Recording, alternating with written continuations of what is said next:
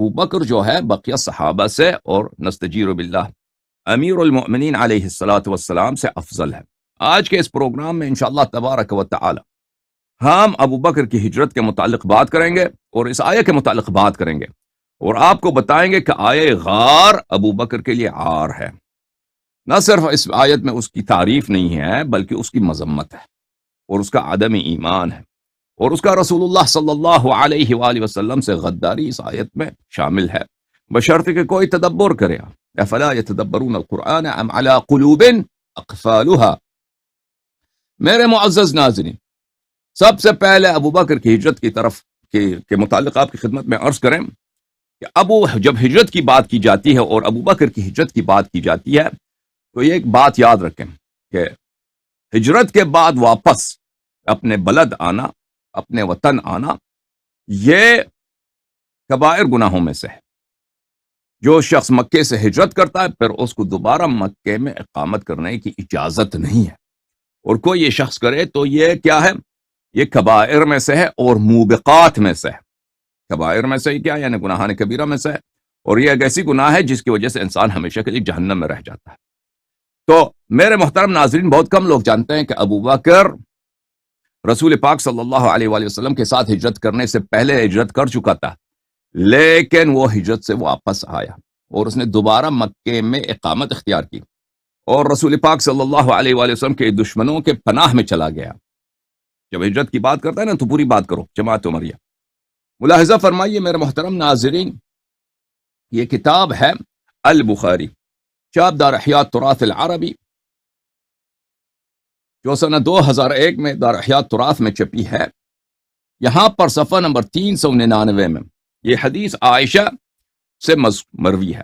عائشہ کہتی ہیں، یعنی ابو بکر کی اپنی بیٹی، تو اس کو تو بہت کتاب بھی بخاری، راوی بھی عائشہ، ٹھیک ہے نا۔ عائشہ کو تو اپنی باپ کی برائی اس کو بیان تو نہیں کر سکتی، لیکن اس سے یہ بات چھوٹ گئی ہے۔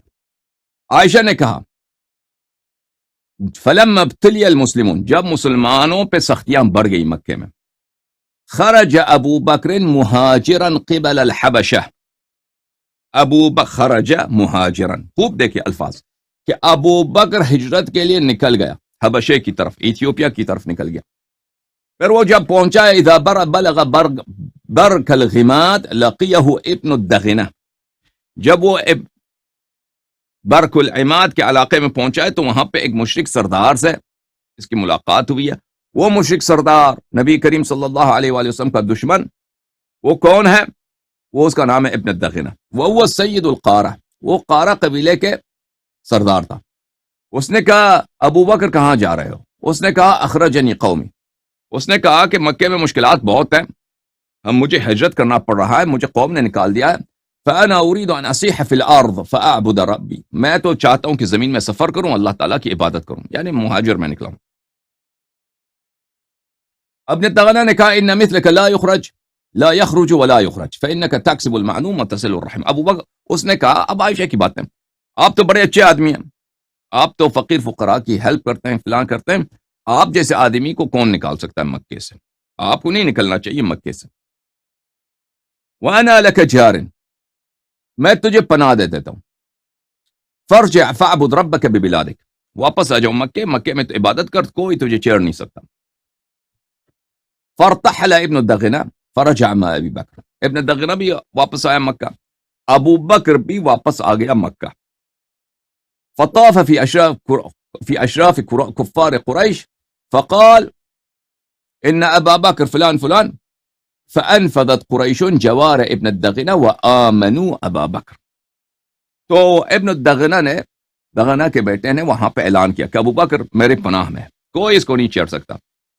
تو قریش نے ابن الدغنہ کے پناہ کو نافذ کر دیا۔ وآمنوا ابا بکر، اور ابو بکر امن سے رہنے لگا، انہوں نے امان دی ابو بکر کو۔ تو کیا ہوا عزیزو؟ ابو بکر ہجرت کر کے واپس آیا مکہ، ٹھیک ہے نا۔ پھر صفحہ نمبر 690 میں حدیث نمبر 3905 یہی بات دوبارہ ہے، دوبارہ آپ کو نہیں سناتے ترجمہ، اور دوبارہ پڑھنے کی ضرورت نہیں۔ ملاحظہ فرمائیے یہ کتاب صحیح بخاری مع ترجمہ بلسان الاردویہ، اردو زبان کے ساتھ جلد نمبر 2، ترجمہ عبد الستار حماد صاحب کی ہے. یہاں پر ملاحظہ فرمائیے یہی بات صفحہ نمبر 592 میں، حدیث نمبر 2297 میں. جب مسلمانوں کا ابتلا بہت شدید ہو گیا تو ابو بکر حبشہ کی طرف ہجرت کرنے نکلے، یہاں تک کہ جب کہ وہ بر کے غمات پہنچے تو انہیں ابن دغنہ ملا جو قارہ قبیلے کا سردار تھا. اس نے پوچھا اے ابو بکر کہاں کا ارادہ ہے؟ ابو بکر نے جواب دیا کہ میری قوم نے مجھے نکال دیا ہے، میں تو چاہتا ہوں کہ اللہ کی زمین میں گھوم پھر کر اس کی عبادت کرتا رہوں. ابن دغنہ نے کہا تم جیسے شخص کو کون نکال سکتا ہے؟ آؤ میں تمہیں پناہ دے دیتا ہوں، گھر واپس چلے آؤ. وہاں سے روانہ ہوا اور حضرت اور ابو بکر کے ساتھ واپس آ گیا. اچھا، اس کے بعد ابن دغنہ گھوم پھر کر کفار قریش کے سرداروں سے ملنے لگا اور کہنے لگا کہ ابو بکر کو میں نے پناہ دیا. بلے چنانچہ قریش نے ابن دغنہ کی پناہ کو مان لیا اور ابو بکر کو پناہ امان دے دی. تو کیا وہ عزیزو واضح طور پر ثابت کر دیا ہم نے کہ ابو بکر ہجرت کے لیے نکل آیا، مہاجر نکلا، ہجرت کر گیا، پھر دوبارہ کفار کی پناہ میں چلا گیا اور واپس مکے آیا اور مکے میں رہنے لگا. اچھا، اب ملاحظہ فرمائیے کہ یہ خود فسق ہے اور کبائر میں سے ہے. یہ کتاب ہے صحیح مسلم، چاپ دارالفکر، سنہ 2003 دارالفکر بیروت لبنان میں چھپی ہے. یہاں پر صفحہ نمبر 947 میں باب تحریم رجوع المہاجر الی استیطان وطنہ، مہاجر کے لیے حرام ہے کہ واپس پلٹے. رجوع المہاجر، تحریم رجوع المہاجر، مہاجر کے لیے حرام ہے کہ واپس پلٹ جائے. وہ الی استیطان وطنہ، استیطان بولتے ہیں وطن اخذ کرنا، سیٹل ہونا، اپنے وطن میں دوبارہ سیٹل ہونے کے لیے مہاجر کے لیے حرام ہے. ملاحظہ فرمائیے یہ کتاب ہے شرح صحیح مسلم للقاضی عیاض، کتاب کا نام ہے اکمال المعلم بفوائد المسلم، تالیف قاضی عیاض الیحسبی، جز نمبر 6. جب یہ کتاب سنہ 1998 میں دارالوفا میں چھپی ہے. یہاں پر باب تحریم رجوع المہاجر الی استیطان وطنہ، کہ مہاجر کے لیے جس نے ہجرت کیا ہے اس کے لیے حرام ہے کہ واپس اپنے وطن کو پلٹے اور وہاں پہ رہنے لگے، سیٹل ہو جائے، یہ اس کے لیے حرام ہے. اس کے ذیل میں قاضی عیاض الیحسبی فرماتے ہیں اجمعت الامہ علی تحریم ترک المہاجر ہجرتہ، پوری امت کی اجماع ہے، پوری امت کی اجماع ہے کہ مہاجر کے لیے حرام ہے کہ اپنی ہجرت کو ترک کر دے. وَرُجُوعِهِ إِلَى وَطَنِهِ، اور سب مسلمانوں کا اجماع ہے کہ مہاجر کے لیے حرام ہے کہ واپس اپنی وطن کی طرف آ کے وہاں پہ سیٹل ہو جائے. وَأَنَّ ارْتِدَادَ الْمُهَاجِرِ مِنَ الْكَبَائِرِ، مہاجر کا اپنے وطن کی طرف پلٹ جانا، وہاں پہ سیٹل ہونا، یہ کبائر میں سے ہے. یہ کس میں سے ہے؟ کبائر میں سے. تو ابو بکر نے کیا کیا عزیزو؟ ابو بکر نے ہجرت کیا، ہجرت سے واپس آیا، ٹھیک ہے نا. یہ خود بذات خود اس نے کفار مکہ نے اس کو امان دے دی یا امان نہیں دی، وہ قطع نظر عن ذالک، اس قطع نظر اس سے، یہ بذات خود اجماعی طور پر امت کے نزدیک کیا ہے؟ حرام ہے. مہاجر کا واپس پلٹ جانا حرام ہے اور وہاں اپنے وطن میں دوبارہ سیٹل ہونا حرام ہے، کبائر میں سے ہے. یہ کتاب ہے صحیح مسلم بشرح یحیی بن شرف النووی، المجلد السابع، اس میں جز نمبر 13، چاپ دارالفکر، کتاب چھپی ہے سنہ 2000 میں. یہاں پہ ملاحظہ فرمائی باب تحریم رجوع المہاجر الی استیطان وطنہ، صفحہ نمبر 7 میں فرماتے ہیں اجمعت الامہ علی تحریم ترک المہاجر ہجرتہ ورجوعہ الی وطنہ وعلی ان ارتداد المہاجر اعرابیا من الکبائر، مہاجر کا واپس اپنے وطن کی طرف پلٹ جانا یہ کیا ہے؟ یہ کبائر میں سے ہے اور یہ مسئلہ اجماعی ہے. تو الحمدللہ رب العالمین، جب رسول اللہ صلی اللہ علیہ وآلہ وسلم نہایت تکلیف میں ہیں، نہایت ضیق میں ہیں، نہایت ہی ڈسکرمنیشن اور پرسیکیوشن کو فیس کر رہے ہیں، تو اس وقت ابو بکر مہاجر کے لیے ہجرت کے لیے نکل آتا ہے، لیکن کفار سے اس کو پناہ ملتی ہے، واپس آ کر وہ کفار کے پناہ میں رہنے لگتا ہے، اور یہ کبائر میں سے ہے، اور یہ فسق ہے۔ اچھا، اس نے تو یہ تو کفار کے پناہ میں آرام سے رہتا تھا، اس کو کوئی تکلیف نہیں تھی۔ اسی طرح عمر کا بھی اسلام ہم نے آپ کو پہلے دکھا دیا ہے کہ اس نے بھی جو اسلام لایا ہے، اس کا اسلام کس کا چکر کس طرح تھا، وہ بھی اس نے اسلام لایا ہے تو رسول پاک صلی اللہ علیہ وآلہ وسلم کا دشمن، اس کا دشمن کون ہے؟ جس کو اللہ تعالیٰ نے قرآن میں کہا ہے کہ یہ رسالت پناہ صلی اللہ علیہ وآلہ وسلم کا پکا دشمن ہے۔ ملاحظہ فرمائی، بسم اللہ الرحمن الرحیم، انا اعطیناک الکوثر فصل لربک وانحر ان شانئک هو الابتر۔ ہم نے آپ کو خیر کثیر عطا کیا ہے، حوض کوثر عطا کیا ہے، بس تو اپنے رب کے لیے نماز پڑھ اور اونٹوں کی قربانی دیا کر۔ ان شانئک، بتحقیق، بلا شک، بلا ریب، ہر آئینہ، ان شانئک، تیرا دشمن تو جو تجھے گالی دیتا ہے۔ دشمن بھی تو مختلف ٹائپ کے ہوتا ہے نا، ایک طرح سخت دشمن ہے لیکن وہ مہذب آدمی ہے، گالی نہیں دیتا، لیکن ایک دشمن ہے جو اس کا کام یہی گالی بکنا۔ نبی کریم صلی اللہ علیہ وآلہ وسلم کے خلاف ایسی دشمنی کہ وہ گالی بکے صبح سے شام تک حجو کرتا رہے، ایسے مزاحیہ اشعار، مسخرے والی اشعار اور گالی والے اشعار وہ اور قصائد وہ پڑھتے جائے، یہ ہے شانئک هو الابتر، اس کا جو ہے نسل کٹا ہوا ہے۔ دلائل النبوہ ومعرفت احوال صاحب الشریعہ، کس کی؟ لأبی بکر احمد بن الحسین البیہقی، بیہقی صاحب کی کتاب ہے، بہت عظیم، بہت بڑے لاجواب محدث، اور یہ کتاب بھی ان کی عظیم کتاب ہے، معروف کتاب ہے، السفر الثانی، چاپ دار الکتب العلمیہ۔ اس کتاب میں ملاحظہ فرمائیے محترم ناظرین، کتاب چھپی ہے سن 1988 میں دار البیان للتراث میں۔ اچھا، اس کتاب میں میرے محترم ناظرین ملاحظہ فرمائیے، آپ کو لے کے چلتے ہیں 69 میں، کان القاسم ابن رسول اللہ صلی اللہ علیہ وآلہ وسلم بلغ ان یرکب الدابہ۔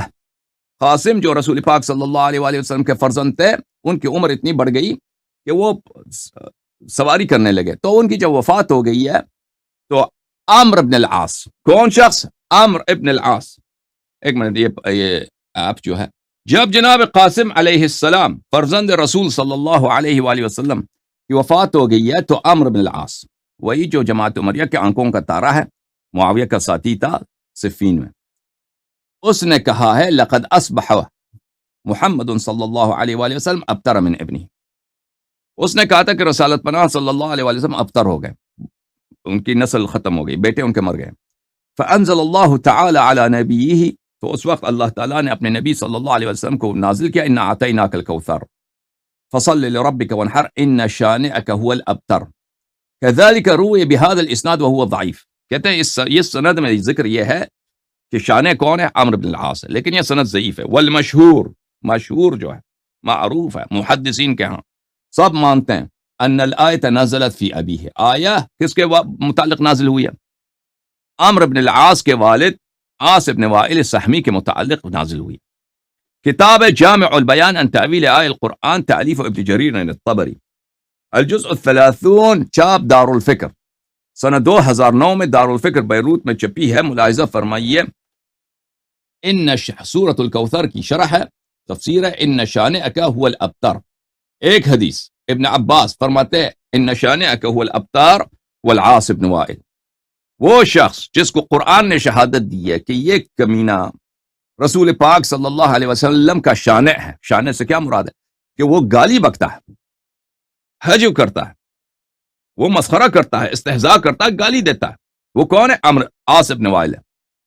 سعید ابن جبیر نے کہا ہوا العاص بن وائل، سعید ابن جبیر دوسرے سند کے ساتھ، ان شانئک هو الابتر عدوک العاص بن وائل، شانئک هو الابتر ان عاص بن وائل، مجاہد کا قول، اور بقیہ روایات بہت زیادہ ہیں اس مسئلے پر، کہ یہ شخص جس نے جس کو قرآن مجید نے کہا ہے کہ یہ دشمن رسول صلی اللہ علیہ وآلہ وسلم ہے، وہ کون ہے؟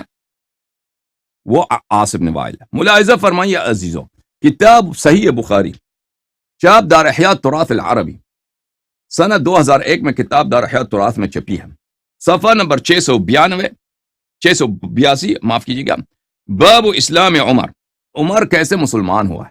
عمر مسلمان ہوا نہیں ہوا؟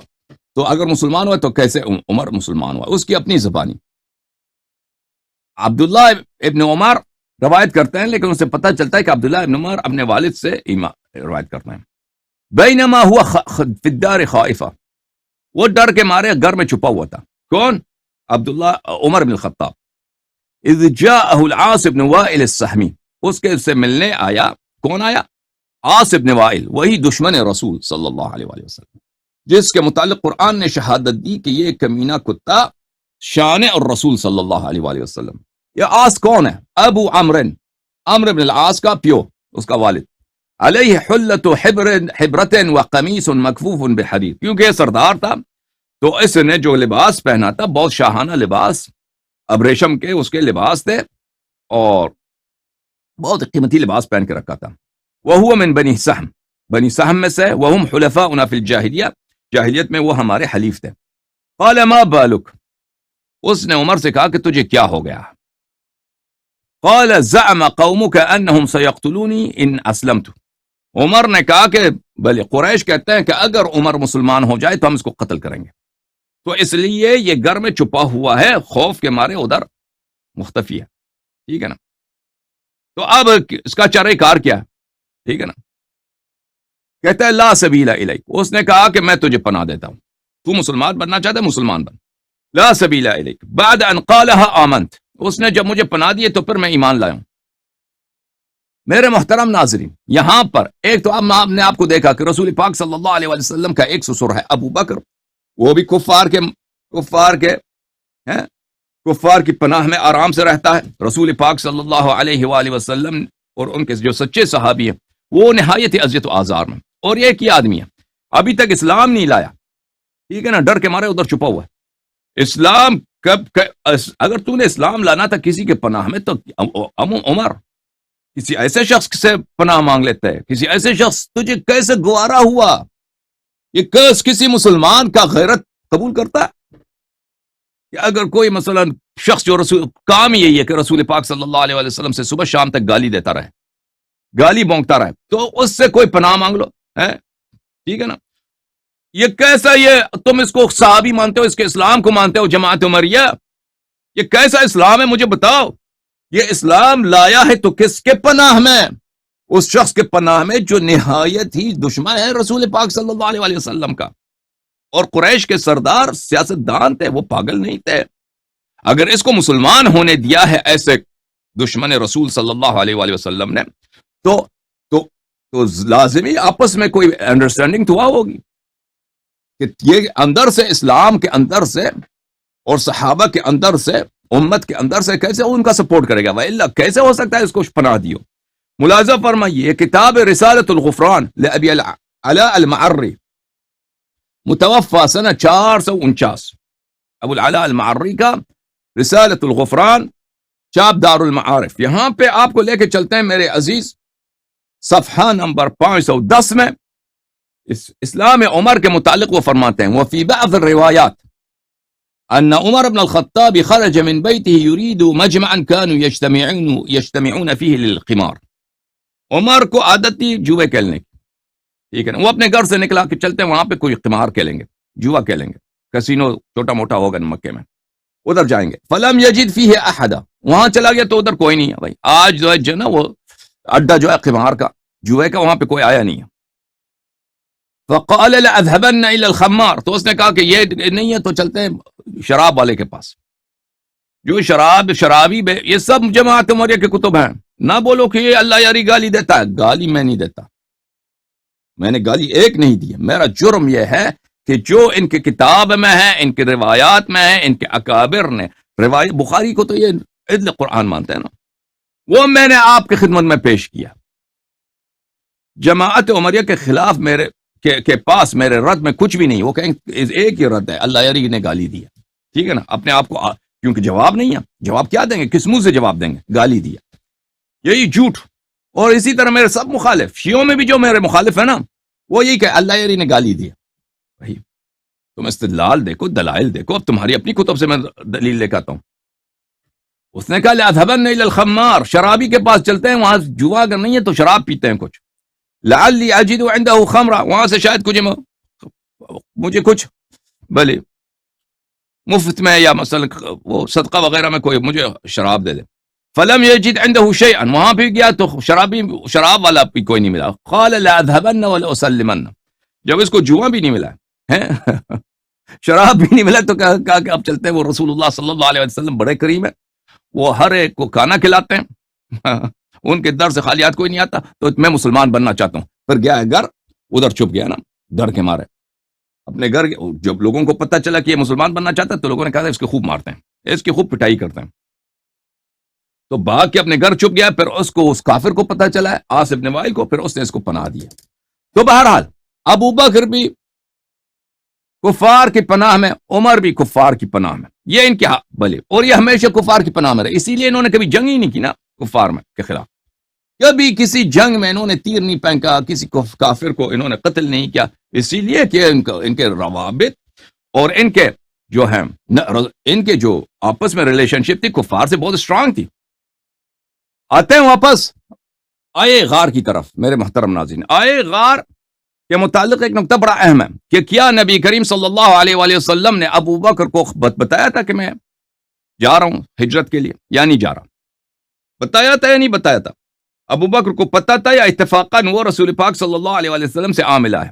ملاحظہ فرمائیے کتاب المسند لأحمد ابن محمد ابن حنبل بتحقیق الشیخ احمد محمد شاکر، چاپ دار الحدیث القاہرہ، جلد نمبر 3 یہ کتاب چھپی ہے سن 1995 میں، صفحہ نمبر 331، حدیث نمبر 3062.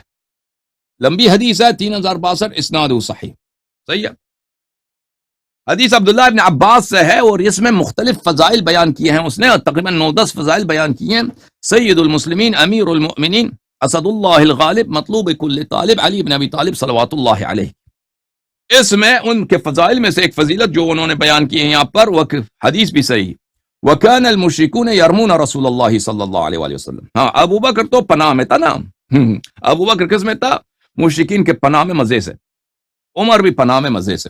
وہ اسلام لایا ہی نہیں جب تک اس کو پناہ نہیں ملی. عمر کو وہ تو اس مسلمان ہی نہیں ہوا جب تک پہلے اس کو کافر نے پناہ دیا پھر وہ مسلمان ہوا.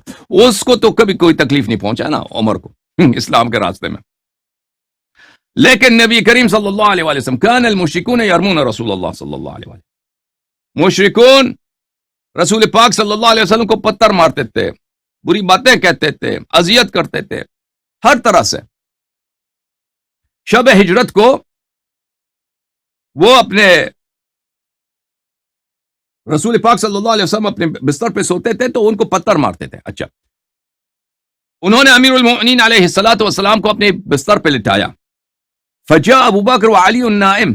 ابو بکر آئے اور علی علیہ الصلوۃ والسلام وہاں پہ سو رہے تھے بستر رسول صلی اللہ علیہ وآلہ وسلم پہ. شب ہجرت کی بات ہو رہی ہے. قال وابو بکر یحسب انه نبی اللہ. ابو بکر کو یہ گمان تھا کہ پیغمبر صلی اللہ علیہ وسلم یہاں پہ سو رہے ہیں.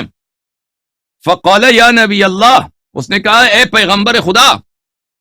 ٹھیک ہے نا، شب ہجرت ہے، رسول اللہ صلی اللہ علیہ وسلم جا چکے ہیں. اپنی جگہ پہ کس کو سلایا انہوں نے؟ امیر المؤمنین علیہ السلام کو. کفار بھی نے گھر کو محاصرے میں لیا، پتھر مار رہے ہیں. تو اس حالت میں اس کو پتہ ہی نہیں کہ پیغمبر صلی اللہ علیہ وسلم جا چکے ہیں. کہتا ہے یا نبی اللہ. ابھی بالکل اس نے سارا پلان ایکسپوز کرنا تھا ابو بکر نے، جتنے حکمت کے ساتھ اور جتنے اختفاء کے ساتھ اور رازداری کے ساتھ کہ رسول اللہ صلی اللہ علیہ وسلم نے اپنے بستر پر اپنے بھائی کو سلایا ہے. بھائی کو قتل ہونے جا رہے ہیں، امیر المؤمنین علیہ السلام شہید ہونے جا رہے ہیں کیونکہ وہ بستر ہے قتل ہونے. کیونکہ کفار نے آپس میں معاہدہ کیا ہے کہ آج کی رات ہم ان کو قتل کریں گے. تو یہ بستر ہے موت کی، جو بھی ادھر سوئے گا وہ قتل ہوگا. مگر یہ کہ اللہ بچائے، مگر یہ کہ اللہ بچائے. تو ابو بکر ادھر آ رہا ہے، کفار بھی دیکھ رہے ہیں. اب سارا پلان ہی ایکسپوز کر رہا ہے. کیسے ایکسپوز کر رہا ہے بھائی؟ ایکسپوز اس طرح کر رہا ہے کہ وہ کہہ رہا ہے یا نبی اللہ یا نبی اللہ. اگر اچھا اب امیر المؤمنین ایسا وہاں پہ سو رہے ہیں، اب وہ تو بڑے مشکل میں پھنس گئے، بڑے مشکل سے میں پھنس گئے. ٹھیک ہے نا، کہ اس کو کیا جواب دیں؟ کیوں ایسا کر رہے ہو تم؟ تو اس سے بخوبی پتہ چلتا ہے کہ ابو بکر کو پتہ نہیں تھا کہ نبی کریم صلی اللہ علیہ وسلم جا چکے ہیں. وہ اس راز میں شریک ہی نہیں تھے، ہجرت کے راز میں. قال فقال له علي علیہ السلام ان نبی اللہ قد انطلق نحو بئر میمون فادرکو. امیر المؤمنین علیہ السلام نے کہا کہ رسول پاک صلی اللہ علیہ وسلم جا چکے ہیں بنی میمون کا جو کنواں ہے وہاں کی اس کی طرف تم ادھر چلے جانا. تو یہ تو مجبوری کے ساتھ امیر المؤمنین علیہ السلام کو کہنا پڑا، وإلا یہ تو ادھر تو یہ کہہ دیتا کہ پیغمبر کہاں سب کو بتا دیتا، بھائی سب کو پتہ چل جاتا کہ وہ جا چکے ہیں نا. پھر کفار تو ادھر ان کے پیچھے پڑ جاتے ہیں کہ تلاش کرو کیا کہاں بھاگ گئے کہ ان کو قتل کیا جائے. فانطلق ابو بکر فدخل معه الغار. تو ابو بکر چلا گیا ہے وہ نبی کریم صلی اللہ علیہ وسلم کے ساتھ اس وقت غار میں داخل ہوا. اس حدیث کو کئی لوگوں نے نقل کیا. یہ کتاب فضائل الصحابہ احمد حنبل کی فضائل الصحابہ چاپ دلال ابن الجوزی، اس کتاب میں ملاحظہ فرمائے یہی حدیث صفحہ نمبر 849 میں اس کے متعلق اس کتاب کے محقق بہت بلند پائے کہ وہ حدیث کے پروفیسر ہیں وسیع اللہ عباس، انہوں نے کہا اسناد حسن، اسناد نبی کا اسناد حسن ہے اس کو، حالانکہ وہ کٹر وہابی ہے.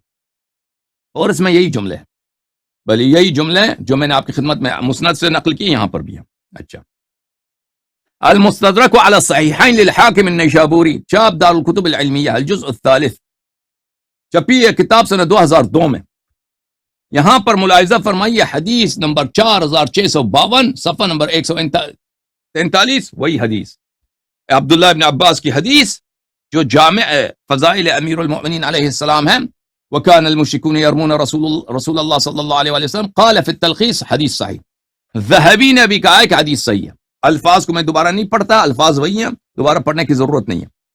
اور حاکم نے بھی کہا کہ ہذا حدیث صحیح الاسناد، حاکم نے بھی، اور ذہبی جو ناصبی کٹر ہے اس نے بھی کہا کہ حدیث صحیح ہے. ضیاء المقدسی صاحب کتاب المختارہ، جس نے یہ وعدہ دیا ہے کہ اپنی کتاب میں صرف صحیح احادیث وارد کرے جو بخاری مسلم کی طرح حجت ہیں.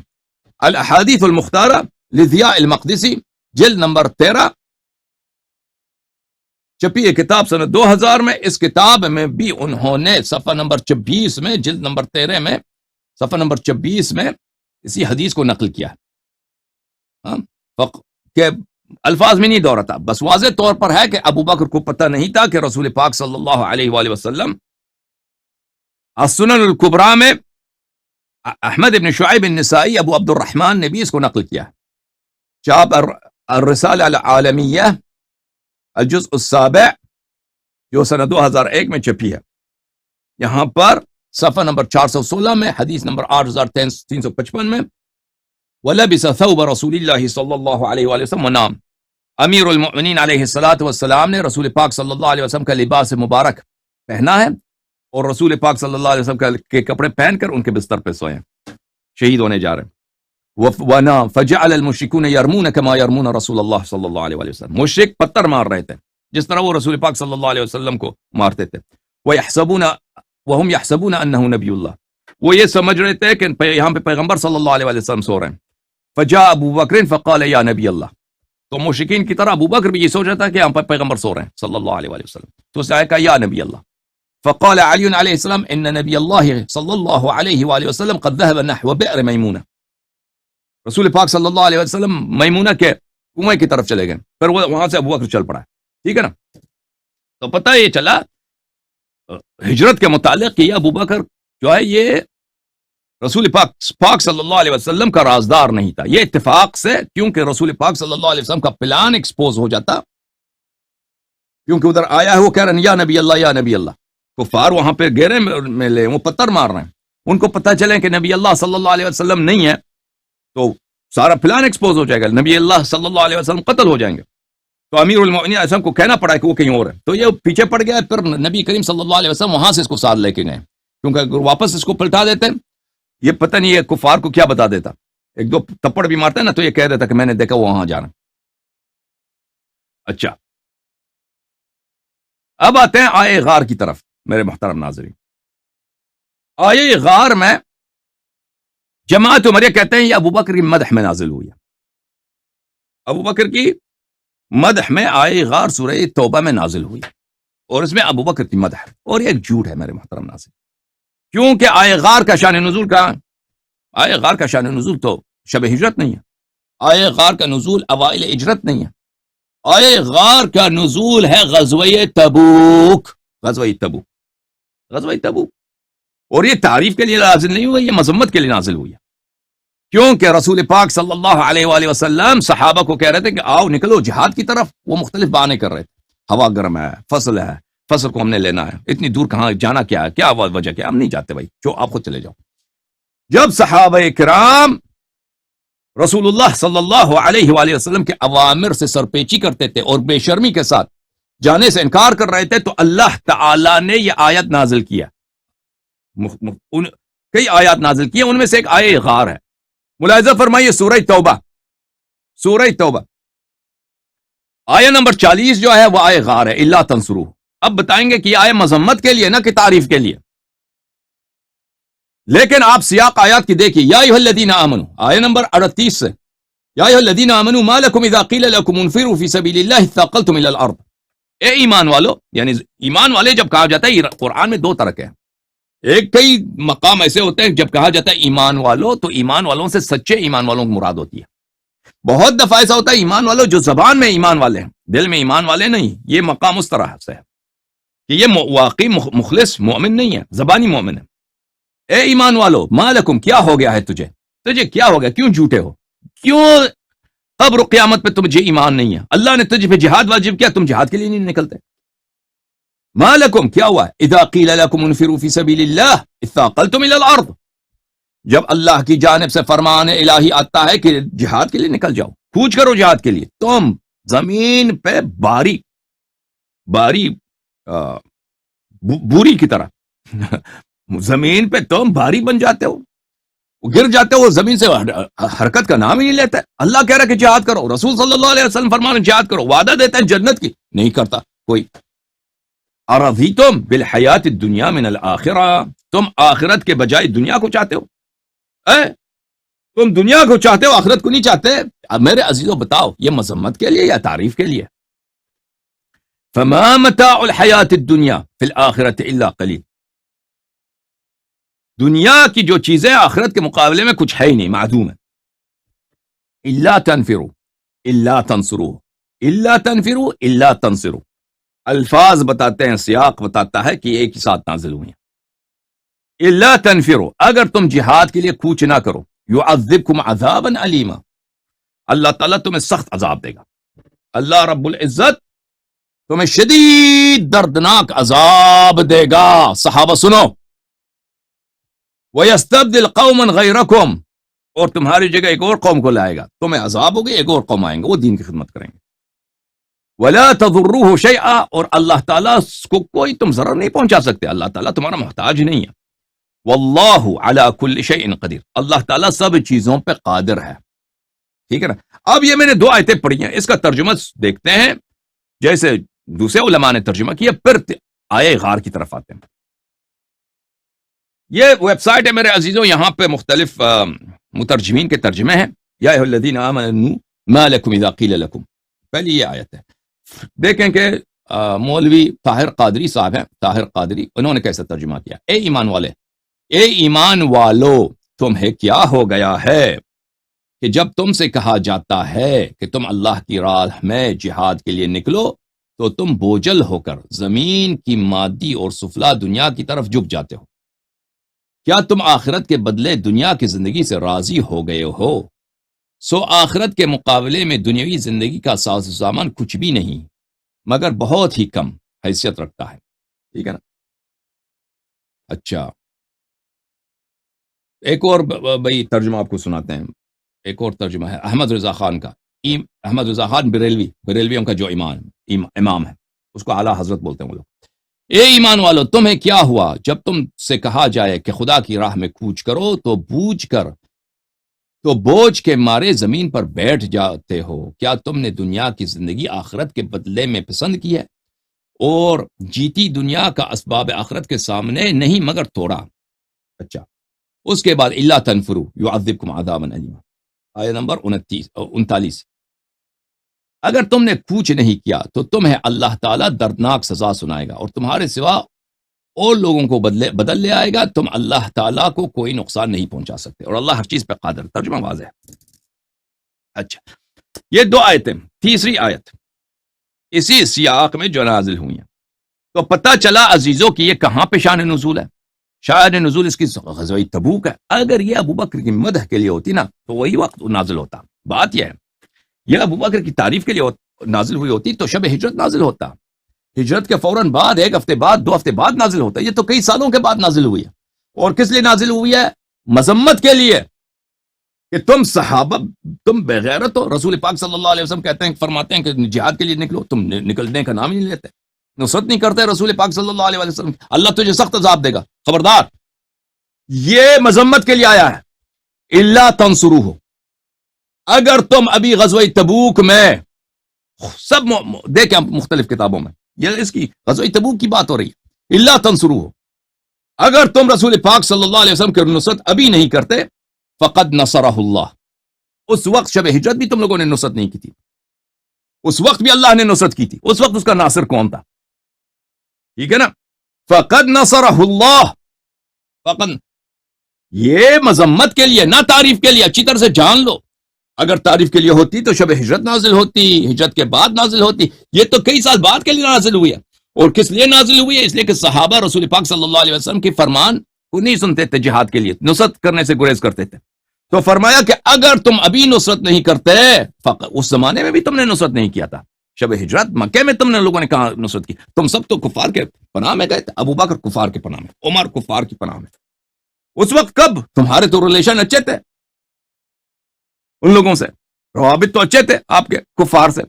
اس زمانے میں بھی تم نے نصرت نہیں کی تھی. کس نے نصرت کیا تھا؟ اللہ نے نصرت کیا تھا. اذ اخرجہم. اب میں اس آیت کا ترجمہ کروں گا عزیزوں، اور آپ مجھے بتائیں اپنی دین ایمانداری سے عقل کے ساتھ اس میں ابو بکر کی تعریف کہاں تھی؟ ٹھیک ہے نا، تعریف کہاں ہے؟ مدح، آپ جانتے ہیں مدح کس کو بولتے ہیں، تعریف کس کو بولتے ہیں، ستائش کس کو بولتے ہیں. اگر میں کہہ دوں کہ آپ اچھے آدمی ہیں، یہ مدح ہے. اگر میں کہوں آپ عالم ہیں، یہ مدح ہے. صاحب آپ متقی ہیں، میں نے آپ کی تعریف کی ہے. ٹھیک ہے نا، یہ مدح کے الفاظ ہیں. مدح کے بہت سارے الفاظ ہیں. مدح ایک دو تو نہیں ہے، مختلف جملے سے ہو سکتے ہیں، مختلف اطوار سے بیان کیا جا سکتا ہے. تو ہم پڑھیں گے اس آیت کو اور ترجمہ کریں گے. اور میں علی الاعلان یہ کام کر رہا ہوں، چھپ کے تو نہیں کر رہا. جماعت عمریہ کے علماء دیکھ رہے ہیں، وہ بخوبی میری باتوں کو سن رہے ہیں، ریکارڈ کر رہے ہیں، کیونکہ میں نے ان کی کمر توڑ دی ہے. وہ ہمیشہ اس کوشش میں ہوتے ہیں کہ اللہ یاری کے بات میں اس کے سوال جواب میں ایک ایسا خلل ہم نکال دیں کہ اس پہ اگلے دن آ کر اس کو تانا ماریں، اس کو پکڑ لیں کہ آپ نے یہاں پہ غلط کیا. تو میں جو ترجمہ کروں گا آپ کے علماء دیکھ رہے ہیں، تو وہ مجھے دکھائیں کہ یہاں پہ ابو بکر کی تعریف کہاں ہے. اور میں آپ کو دکھاؤں گا یہاں ابو بکر کی مذمت، شدید مذمت دکھاؤں گا اس آیت میں، اور واضح دلالت کے ساتھ دکھاؤں گا. ٹھیک ہے نا، آپ مجھے تعریف دکھائیں، میں آپ کو مذمت دکھاؤں گا، اور میں دکھاؤں گا کہ یہاں پہ تعریف واریف کچھ بھی نہیں ہے. اگر تم اس کی ابھی نصرت نہیں کرتے، فقد نصرہ اللہ، تو اللہ نے اس کی نصرت کی تھی اس وقت جب اس کا کوئی ناصر نہیں تھا. ایک بھائی تھا، اس کو رسول اللہ صلی اللہ علیہ وسلم نے اپنے بستر پہ سلایا تھا، اس کے علاوہ اس کا کوئی ناصر نہیں تھا. جب سب کفار کی تعداد ہے بے پناہ، رسول پاک صلی اللہ علیہ وسلم اس کے بھائی اکیلے. اللہ نے نصرت کی تھی نا، تم نے تو نصرت نہیں کی تھی. اذ اخرجہ، جب کفار نے اس کو نکالا تھا. اخرجہما نہیں بولا، اگر کیونکہ ابو بکر تو پناہ میں تھا. ابو بکر ایک دفعہ ہجرت کر کے واپس آیا تھا، اس نے منہ کالا کیا تھا اس نے اپنا. ہجرت چھوڑ کے واپس آنا یہ کیا ہے؟ یہ کبائر میں سے ہے، موبقات میں سے ہے. اور بھائی فسق ہے. کیوں تم بھول جاتے کہ ابو بکر ہجرت کر کے چھوڑ کے واپس آیا تھا اور کفار کی پناہ میں رہ رہا تھا؟ اذ اخرجہ، کفار نے جب ان کو نکالا تھا تو اللہ نے ان کی نصرت کی تھی. کفار نے کس کو نکالا تھا؟ رسول پاک صلی اللہ علیہ وسلم کو. اگر ابو بکر بھی ساتھی ہوتا نا، وہ اخرجہما ہوتا. یہاں پہ دونوں کو نکالا تھا، تو دونوں کو نہیں نکالا ہے. صرف رسول پاک صلی اللہ علیہ وسلم پہ سختی ہے، وہ نکلنے پہ مجبور ہیں کیونکہ وہ قتل ہو جائیں گے. ابو بکر تو آرام سے رہ رہا ہے. اخرجہ الذین کفروا ثانیہ اثنین. ثانیہ کس کو بولتے ہیں عزیزو؟ ثانیہ حال ہے. یہ حال ہے اس مفعول سے جو اخرجہ میں ہے. اخرجہ میں اس کو کفار نے، یعنی نبی کریم صلی اللہ علیہ وسلم کو کفار نے مکے سے نکالا اس حالت میں کہ وہ 2 آدمیوں میں سے دوسرا تھا. 2 آدمیوں میں سے دوسرا تھا. نکالے جانے والا ایک ہے، نکالے جانے والا ایک ہے، لیکن وہ دو ہیں، دو میں سے دوسرا کون ہے؟ رسول پاک صلی اللہ علیہ وسلم. ثانیہ اثنین، ثانی ثانی یہ منصوب ہے، یہ منصوب ہے. یہ کس لیے منصوب ہے؟ اس لیے کہ یہ حال ہے. ذوالحال کیا ہے اس کا؟ اخرجہ کا جو مفعول ہے. دوسرے میں سے دو. تو عزیزو جماعت عمریہ آپ دیکھیے، پہلی بات تو وہ شیطانی یہ کرتے ہیں کہ ثانیہ اثنین یہ ابو بکر ہے، حالانکہ ثانیہ اثنین ابو بکر نہیں ہے. یہاں پہ ابو بکر کا ذکر کہاں ہے ابھی تک؟ ثانیہ اثنین کس چیز کا حال ہے؟ وہ اب نصرہ اللہ اخرجہ الذین، ثانیہ اثنین حال ہے نبی کریم صلی اللہ علیہ وآلہ وسلم سے اس حالت میں کہ وہ دو میں سے دوسرے تھے. اچھا، تو یہ ابو بکر کا نہیں ہے کہ یہ ابو بکر کی حال ہو. یہ ذوالحال کون ہے؟ خود نبی کریم صلی اللہ علیہ وسلم ہے. نبی کریم صلی اللہ علیہ وسلم کو اس حالت میں نکالا ہے کہ وہ دو میں سے دوسرے تھے. اچھا، جماعت عمریہ کیا کہتے ہیں مثلا طاہر قادری وغیرہ کہ ابو بکر دو میں سے دوسرے تھے، کہ نمبر 1 علی، نمبر 1 رسول صلی اللہ علیہ وسلم، نمبر 2 ابو بکر. یہ چالاکی ہے، یہ آیت کے خلاف ہے. جو بھی شخص کچھ عربی جانتا ہے وہ سمجھ جاتا ہے کہ یہ ثانیہ اثنین حال ہے کس سے؟ خو سے، کہ نبی کریم صلی اللہ علیہ وسلم دو میں سے دوسرے تھے. اچھا، اب یہ عزیزو یہ کوئی تعریف کا لفظ ہے، اس میں کوئی مدح ہے ابو بکر کے لیے؟ اگر دو آدمی یا ایک جگہ پہ ہیں وہ دو آدمی ہیں، یہ عدد ہے، یہ عدد ہے. یہ کوئی یہاں پہ ترتیب کی بات نہیں ہو رہی. اگر عظمت میں ترتیب کی بات ہوتی، اگر ایمان میں ترتیب کی بات ہوتی، اگر خدمت دین خدا قرب الہی میں ترتیب کی بات ہوتی تو رسول پاک صلی اللہ علیہ وسلم کو اول بولتے، اول اثنین، دو میں سے پہلا پیغمبر صلی اللہ علیہ وسلم. لیکن اس لیے کہ یہاں پہ مقصود ترتیب بتانا نہیں ہے، یہاں پہ صرف عدد بتانا ہے کہ دو آدمی ہیں، ان دو میں سے دوسرا پیغمبر صلی اللہ علیہ وسلم ہے. ٹھیک ہے نا؟ اگر اس میں اگر کوئی ترتیب کی بات ہوتی کسی بھی لحاظ سے عدد کے علاوہ کسی اور چیز کا بیان ہوتا تو اس لیے نہ کہتے کہ پیغمبر صلی اللہ علیہ وسلم ابو بکر کے نمبر 2 ہیں، ابو بکر کے نمبر 2 ہیں. نہ علم میں، نہ ایمان میں، نہ حسب میں، نہ نسب، کوئی بھی کہہ دے کہ وہ ابو بکر کے نمبر 2 ہیں صلی اللہ علیہ وسلم تو وہ کافر ہے، نجس ہے، دین سے خارج ہے.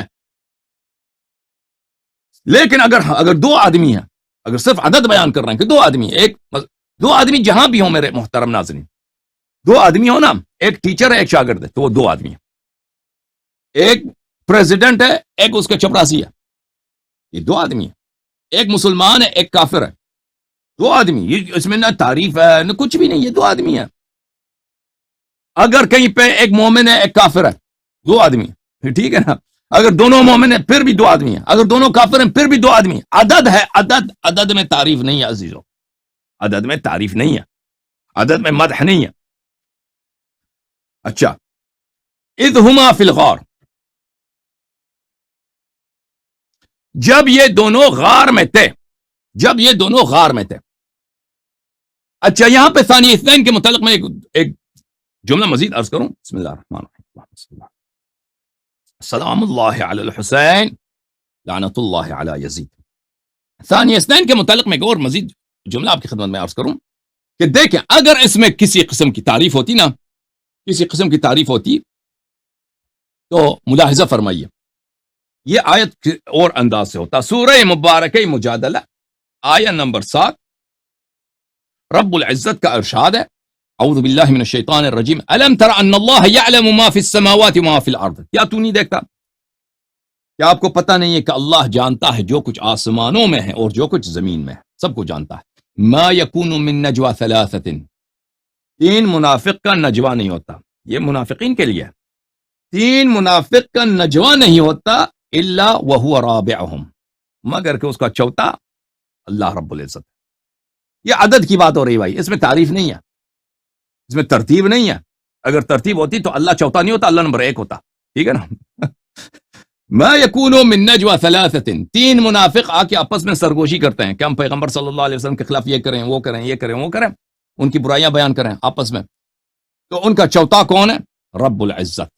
ولا خمسۃ الا هو سادسهم، اگر 5 منافق آپس میں بیٹھے ہیں، نجوا کر رہے ہیں، سرگوشی کر رہے ہیں، ان کا چٹا کون ہے؟ رب العزت، اللہ تعالی، ٹھیک ہے نا. اگر عدد میں عدد میں کسی قسم کی تعریف ہوتی، ترتیب کی بات ہوتی، تو اللہ یہاں پہ منافقین کا سادس یا منافقین کا رابع نہ ہوتا. ولا ادنى من ذلك ولا اکثر، اس سے زیادہ بھی نہیں، اس سے کم بھی نہیں ہے، ٹھیک ہے نا. زیادہ بھی ہو 10 ہوں تو 11واں اللہ، 20 منافق ہوں تو 21واں اللہ تعالیٰ، ٹھیک ہے نا. اس سے کم تر اگر ہو 2 منافق ہیں تو تیسرا اللہ تعالیٰ. اچھا، ابھی تک جو جتنا میں نے آیا پڑھا ہے میں اس کا ترجمہ پیش کر دوں جماعت مخالفین کے افاضل کی ترجموں سے. یہ جو ویب سائٹ ہے جس میں قرآن کریم کے ترجمے پیش کیے جاتے ہیں. الا تنصروہ فقد نصرہ اللہ. آتے ہیں طاہر قادری کی طرف. اگر تم ان کی یعنی رسول اللہ صلی اللہ علیہ وسلم کے غلبہ اسلام کی جد و جہد میں مدد نہ کرو گے تو کیا ہوا؟ سو بے شک اللہ نے اس کو اس وقت بھی مدد سے نوازا تھا جب وہ کافروں نے انہیں وطن مکہ سے نکالا تھا، درآن حالے کہ وہ 2 ہجرت کرنے والوں میں سے دوسرے تھے. ہاں، کون دوسرا تھا؟ دوسرا کون ہے؟ دوسرا نبی صلی اللہ علیہ وسلم ہے. 2 ہجرت کرنے والوں میں سے دوسرا پیغمبر صلی اللہ علیہ وسلم ہے. جیسے اللہ ما یکون من نجوى ثلاثة الا هو رابعهم، 3 منافق وہاں پہ نجوا کر رہے ہیں، سرگوشیاں کر رہے ہیں، چوتھا اللہ تعالیٰ، ٹھیک ہے نا. اب ملاحظہ فرمائیے، ایک اور آپ کو دکھا دیتے ہیں احمد رضا خان کا. احمد رضا خان بریلوی، اس کا ترجمہ: اگر تم محبوب صلی اللہ علیہ وآلہ وسلم کی مدد نہ کرو تو بے شک اللہ نے ان کی مدد فرمائی جب کافروں کی شرارت سے انہیں باہر تشریف لے جانا ہوا، صرف 2 جان سے، جب وہ دونوں غار میں تھے. جب وہ دونوں غار، صرف 2 جان سے. یہ عجیب ترجمہ اس کا کوئی دقیق نہیں ہے. اچھا، دیکھتے ہیں اس کا ترجمہ. ابو العلا مودودی: تم نے اگر نبی صلی اللہ علیہ وآلہ وسلم کی مدد نہ کی تو کچھ پرواہ نہیں، اللہ اس کی مدد اس وقت کر چکا ہے جب کافروں نے اسے نکال دیا تھا، جب وہ صرف 2 میں کا دوسرا تھا. 2 میں دوسرا تھا یا 2 کا دوسرا تھا. یہ یہاں پہ سلاش ہونا چاہیے. 2 میں دوسرا تھا یا 2 کا دوسرا تھا، ٹھیک ہے نا. اب پتہ چلا نا عزیزو، میں نے صحیح ترجمہ کیا. اچھا، پتہ چلا عزیزو کہ ابھی تک کوئی تعریف نہیں ہے ابو بکر، صرف مذمت ہی مذمت ہے کہ مسلمانوں نے شب ہجرت بھی رسول پاک صلی اللہ علیہ وسلم کی خدمت اور دفاع نہیں کی ہے، اور اب جو غزوہ تبوک ہے اب بھی وہ نصرت کرنے سے کتراتے ہیں. پھر آتے ہیں عزیزہ اس کی طرف، اس فقرے کی طرف. اذ ہما فی الغار، جب وہ دونوں غار میں. عزیزو، اگر 2 شخص غار میں ہیں، یہ بذات خود کوئی تعریف نہیں ہے. اگر کوئی شخص نبی صلی اللہ علیہ وسلم کے ساتھ غار میں ہے تو اس کا مطلب نہیں ہے کہ وہ مومن ہے، یہ وہ اچھا آدمی ہے. یہ غار میں 2 آدمی غار میں، اللہ تعالیٰ نے کوئی تعریف نہیں کہ وہ مومن تھا، اچھا تھا. اللہ تعالیٰ رسول پاک صلی اللہ علیہ وسلم کی تنہائی کو بیان کر رہے ہیں کہ وہاں پہ کوئی نصرت کرنے والا نہیں، صرف اللہ ناصر ہے. ایک آدمی ساتھ ہے، دونوں غار میں، لیکن یہ نہیں بتا رہا کہ وہ دوسرا آدمی جو مومن ہے. میں صرف اس فقرے کی طرف آپ کی توجہ مبذول کراتا ہوں، کہ وہ دونوں غار میں. اس میں نہ علم کی بات ہو رہی ہے کہ ہم کہہ دیں کہ ابو بکر عالم ہے، کہ اس کی فقہ کی تعریف ہے، علم کی تعریف ہے، یا اس کی ایمان کا ذکر نہیں ہے کہ اگر کوئی شخص غار میں پیغمبر صلی اللہ علیہ وسلم کے ساتھ ہو تو وہ عقل دلالت کرتا ہے، یا کوئی قرآن کی آیت ہے کہ وہ حتماً مومن ہے، حتماً اچھا آدمی ہے. یا اگر مثلاً کسی بھی قسم کا وہ شجاع ہے، مجاہد ہے، کسی قسم کی بھی دلالت نہیں کرتا. اس کی دلیل کیا ہے میرے محترم ناظرین؟ سورہ مبارکہ یہ معارج میں ملاحظہ فرمائیے، یہ سورہ مبارکہ معارج ہے. یہاں پر آیہ نمبر 36 اور 37 ملاحظہ فرمائیے. اعوذ باللہ من الشیطان الرجیم، بسم اللہ الرحمن الرحیم. فما للذین کفروا قبلک مہطعین عن الیمین وعن الشمال عزین ایطمع کل امرئ منہم ان يدخل جنت نعیم. فما للذین کفروا، کافروں کو کیا ہوا؟ قبلک مہطعین، آپ کی طرف دوڑ کے آتے ہیں. عن الیمین وعن الشمال عزین، دائیں راست پہ گروہ بیٹھتے ہیں، بائیں ہاتھ پر گروہ بیٹھتے ہیں. عن الیمین وعن الشمال عزین، گروہ گروہ کفار آ کے آپ کے پاس بیٹھتے ہیں ایطمع کل امرئ منہم، کیا ان میں سے ہر ایک کو یہی تمنا ہے، یہی طمع ہے، یہی خواہش ہے ان یدخل جنت نعیم، کو اس کو جنت نعیم میں داخل کیا جائے؟ ملاحظہ فرمائے ترجمہ، بس کافروں کو کیا ہو گیا ہے کہ وہ تیری طرف دوڑتے آتے ہیں، دائیں جانب سے بھی اور بائیں جانب سے بھی، گروہ در گروہ. ایطمع کل امرئ منہم ان یدخل جنت نعیم، کیا ان میں سے ہر ایک کی توقع یہ ہے کہ وہ نعمتوں والی جنت میں داخل کیا جائے گا؟ یہ کون تھے عزیزوں؟ دیکھیں عزیز، اگر کوئی شخص غار میں پیغمبر صلی اللہ علیہ وسلم کے ساتھ بیٹھا ہے تو غار میں ایسی کوئی بات نہیں ہے کہ اگر وہ غار میں بیٹھا ہے وہ حتماً اچھا ہے. لوگ آ کے مسجد نبی صلی اللہ علیہ وآلہ وسلم میں، حرم نبوی میں یا مکہ مکرمہ میں رسول پاک صلی اللہ علیہ وسلم کے ساتھ بیٹھتے تھے. عن الیمین وعن الشمال عزین، گروہ در گروہ. یطمع کل امرئ منہم ان یدخل جنت نعیم، یہ سب جہنمی ہیں، یا کیا یہ سوچتے ہیں کہ جنت جائیں گے؟ کتاب تفسیر التحریر والتنویر لابن عاشور، یہ جماعت عمریہ کے سب تفاسیر ہیں میرے محترم ناظرین. یہ الصدار التونسیہ میں چھپی ہے، تونس میں چھپی ہے.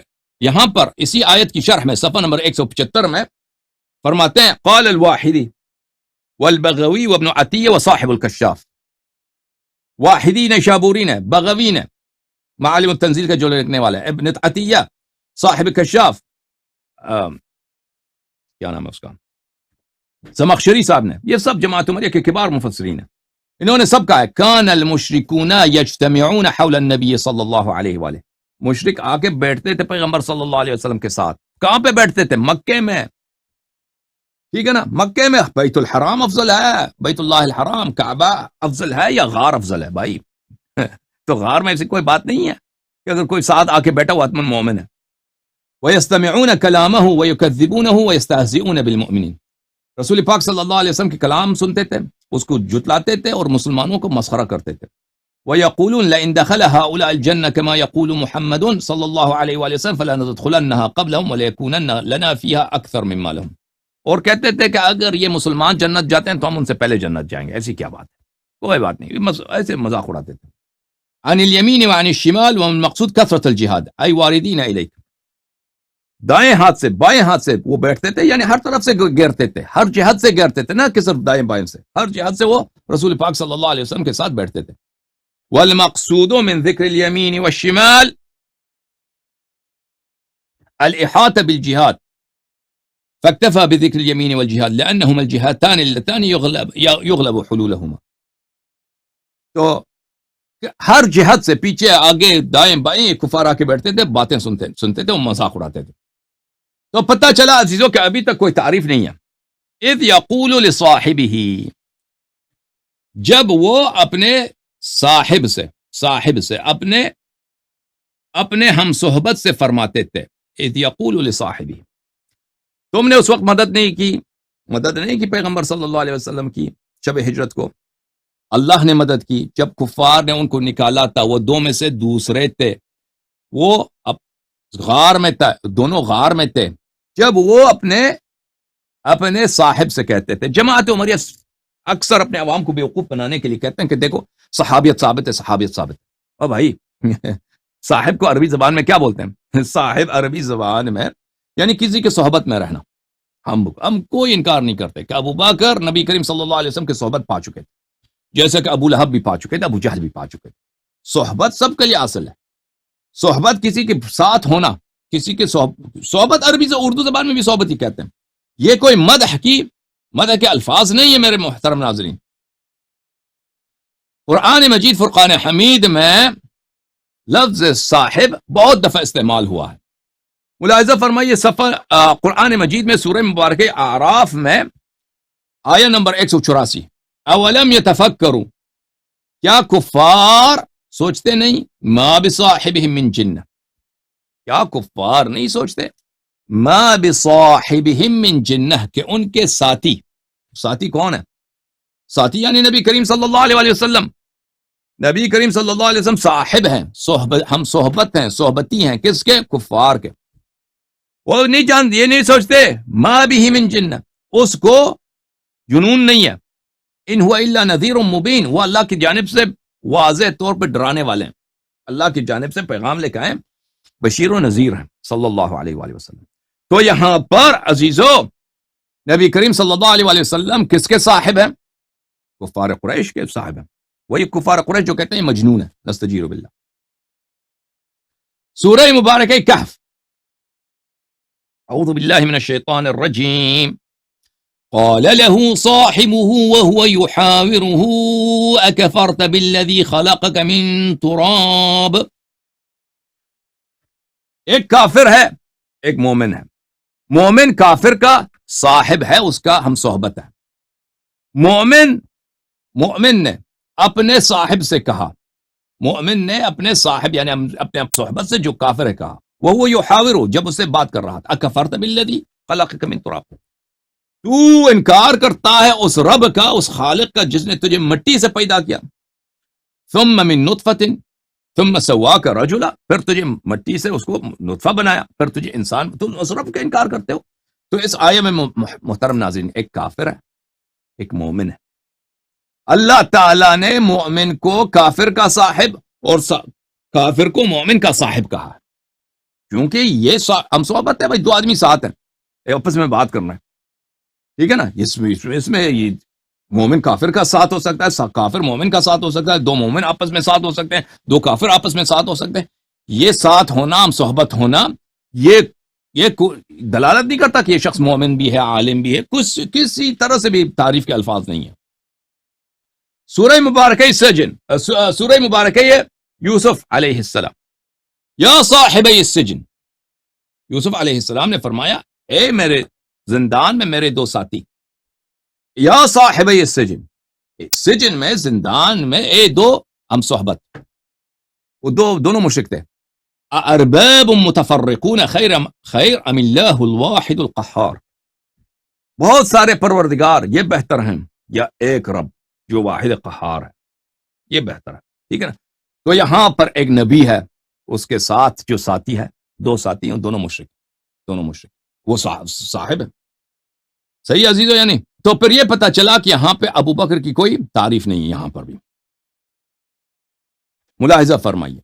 سورہ مبارکہ توبہ کی طرف واپس پلٹ آتے ہیں، اذ یقول لصاحبہ، بس پتا چلا کہ ثانیہ اثنین میں ابو بکر کی کوئی تعریف نہیں ہے، اذ ہما فی الغار میں ابو بکر کی کوئی تعریف نہیں ہے، اذ یقول لصاحبہ میں بھی کوئی تعریف نہیں ہے، آیا نازل ہے مذمت کے لیے۔ اچھا، تو نبی کریم صلی اللہ علیہ وسلم اپنے صاحب سے فرماتے ہیں، کیا فرماتے ہیں؟ لا تحزن، لا تحزن، لا تحزن، لا تحزن۔ ہاں، ہم نے آپ کو کیا وعدہ دیا تھا؟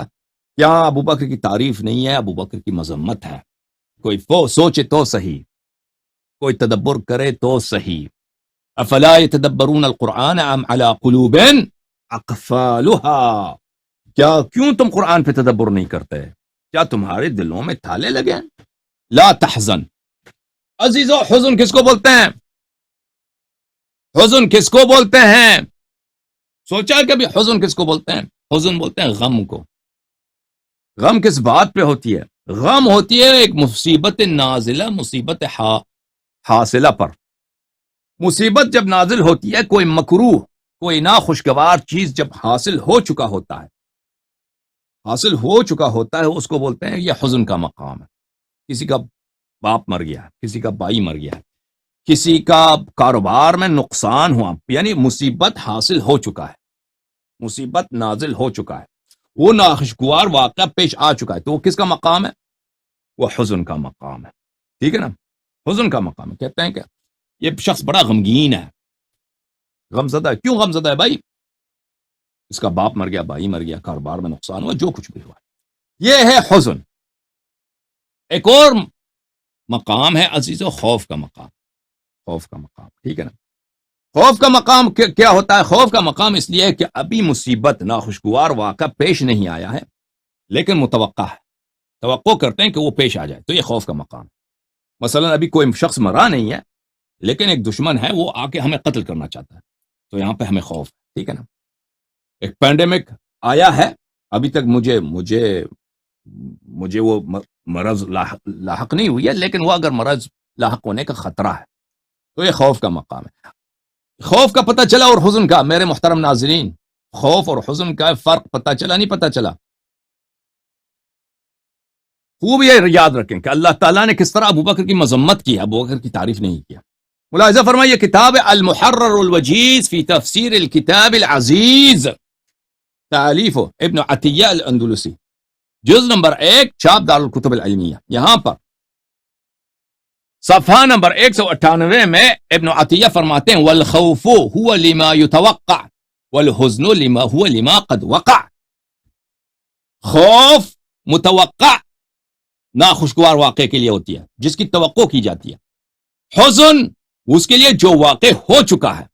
ناخوشگوار واقع جو واقع ہو چکا ہے، حاصل ہے، نازل ہے، وہ واقع ہو چکا ہے، اس کے لیے حزن ہوتا ہے. جو ابھی واقع نہیں ہوا، نازل نہیں ہوا، لیکن ہمیں توقع ہے، ہو سکتا ہے یہ واقع ہو، اس کے لیے خوف ہوتی ہے.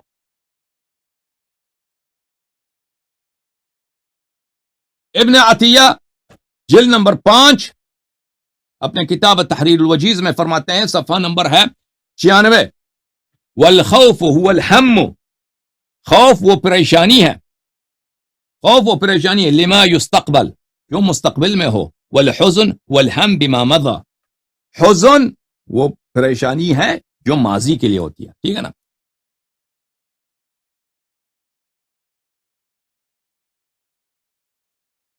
التقييد في تفسير كتاب الله المجيد، تأليف أحمد بن محمد البسيلي التونسي، متوفى سنة 830 ہجری، جلد نمبر 1. ملاحظہ فرمائیے صفحہ نمبر 260، فلا خوف عليهم ولا هم يحزنون. کہ اللہ کے جو اولیاء ہوتے ہیں ان پہ نہ خوف ہے نہ حزن ہے. خوف اور حزن میں فرق کیا ہے؟ الخوف هو التألم بسبب امر مستقبل متوقع. خوف اس پریشانی کو بولتے ہیں جو ابھی تک ایک ناخوشگوار واقعے کے لیے جو ابھی تک پیش نہیں آیا لیکن مستقبل میں اس کے پیش آنے کی توقع ہے. والحزن هو التألم بسبب امر قد وقع فيما مضى. اور حزن کس کو بولتے ہیں؟ حزن بولتے ہیں اس درد کو، اس غم کو جو ایک ایسے واقعے کے لیے جو پیش آ چکا ہے. تو اب اس سے زیادہ میں ریفرنسز دکھانے کی ضرورت نہیں سمجھتا، وہ مسئلہ واضح ہے. اچھا، تو رسول اللہ صلی اللہ علیہ وآلہ وسلم ابو بکر سے سورہ آئے غار میں کیا فرماتے ہیں؟ لا تحزن، لا تحزن، لا تحزن. ہاں، لیکن آپ دیکھیے ابو بکر کو رسول پاک صلی اللہ علیہ وسلم نہیں فرماتے لا تخف. مقام کس کا ہے؟ مقام خوف کا ہے. مقام حزن کا ہے یا خوف کا ہے عزیز و غار میں؟ اگر ایک شخص مومن ہے، رسول پاک صلی اللہ علیہ وسلم کے ساتھ ہے، رسول پاک صلی اللہ علیہ وسلم بستر موت، ان کا جو بستر تھا موت کا بستر تھا، وہاں سے اللہ تعالیٰ نے ان کو نجات دیا، اب غار میں آ گئے، ابھی تک تو کوئی ناخوشگوار واقعہ پیش نہیں آیا، ناخوشگوار واقعہ ابھی تک پیش نہیں آیا ہے. پیش آیا ابھی تک کچھ نہیں آیا. کوئی مرا ہے؟ کوئی نہیں مرا، کچھ بھی نہیں ہوا. ٹھیک ہے نا؟ کوئی ناخوشگوار واقعہ پیش نہیں آیا. تو رسول پاک صلی اللہ علیہ وسلم کیا عربی نہیں جانتے؟ اللہ تعالیٰ عربی نہیں جانتا؟ قرآن فصیح کلام نہیں ہے یا قرآن فصیح کلام ہے؟ اللہ تعالیٰ خوف اور حزن کا فرق جانتا یا نہیں جانتا؟ مقام تو خوف کا ہے کیونکہ ابھی تک کوئی ناخوشگوار واقعہ ابھی تک پیش نہیں آیا، لیکن توقع ہے، ڈر ہے کہ غار میں ہے، شاید ان کو پکڑ لیں کفار. اگر کفار نے پکڑ لیا تو خوف ہے کہ بھئی قتل کر دیں گے. تو کہنا تو یہ چاہیے تھا، رسول پاک صلی اللہ علیہ وسلم یہ کہہ دیتے لا تخف. ابو بکر سے کیا کہتے تھے؟ کہتے لا تخف، اے ابو بکر خوف نہ رکھنا. لیکن رسالت پناہ صلی اللہ علیہ وسلم کہتے ہیں لا تحزن، لا تحزن، لا تحزن. تو دیکھنا یہ ہوگا کہ ابھی یا تو یہ کہتے اللہ کو عربی نہیں آتی، رسول پاک صلی اللہ علیہ وسلم کو عربی نہیں آتی، قرآن فصیح نہیں ہے، تو پھر کافر ہو جاؤ. یا تو یہ کہہ دو کہ یہاں پہ ایک نکتہ ہے. وہ نکتہ کیا ہے میرے عزیزوں؟ نکتہ کیا ہے کہ ابو بکر حزین ہے. ابو بکر کا کیا کوئی مالی نقصان ہوا ہے؟ ابو بکر کا کوئی مالی نقصان ہوا ہے؟ کوئی اس کا باپ مرا ہے، کچھ مرا ہے؟ کیا ہوا؟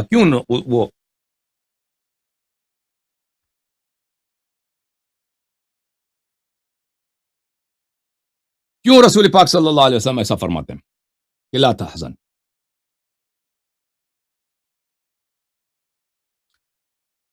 ابو بکر کا یہاں پہ کوئی نہ کوئی شخص مرا ہے، نہ کوئی رشتہ دار مرا ہے، بلکہ مقام تو ماوقع جو ہے وہ تو اچھی بات ہے کہ پیغمبر صلی اللہ علیہ وسلم قتل ہوتے ہیں، اللہ تعالیٰ نے ان کو نجات دیا، ٹھیک ہے نا، یہ تو خوشی کی بات ہے، لیکن ابو بکر حتماً حزین ہے، ابو بکر وَإِلَّا پیغمبر صلی اللہ علیہ وسلم غلط بات ہے کہ کہتے ہیں اب لا تحزن، ابو بکر حزین ہوگا تو وہ کہتے ہیں کہ لا تحزن، تو غم زدہ نہ ہو، تو کس بات پہ وہ غم زدہ ہے؟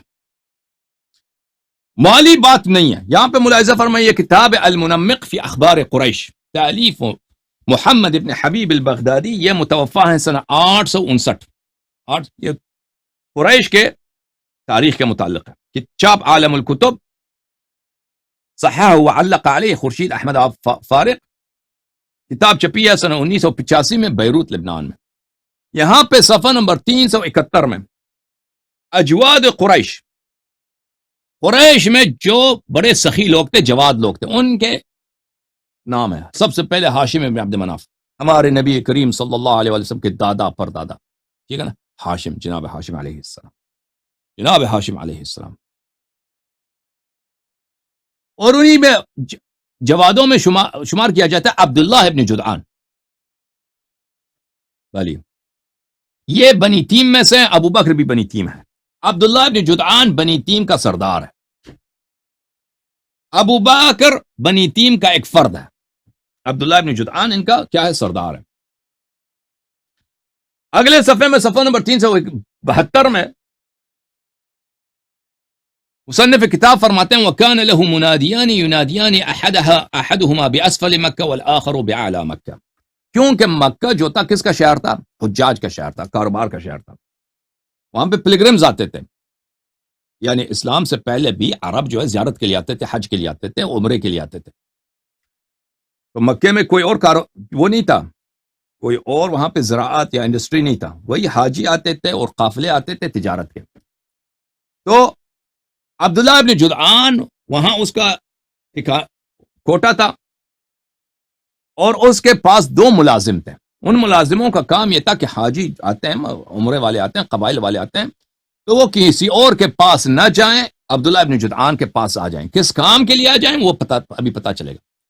وہ 2 آدمی نعرے لگاتے تھے، آواز دیتے تھے، جیسے آپ پاکستان میں جائیں نا، وہ اتوار بازار ہے، جمعہ بازار میں وہ لوگ آواز دیتے ہیں کہ سیب 20 روپے کا، سیب 20 روپے کا، مثلا اس طرح۔ تو اس کے لیے 2 آدمی تھے، ایک مکے کے ایک طرف، دوسرا مکے کے دوسرے طرف، وہ اس کے لیے آواز دیتے تھے کہ اس کے پاس آ جاؤ۔ وَكَانَ الْمُنَادِيَانِ ابا سفیان ابن عبد الاسد و ابا قحافہ، ایک منادی اس کا ابو سفیان، کوئی اور آدمی ابو سفیان ابن عبد الاسد، اور ایک ہے اس کا ابو قحافہ۔ ابو قحافہ کون ہے؟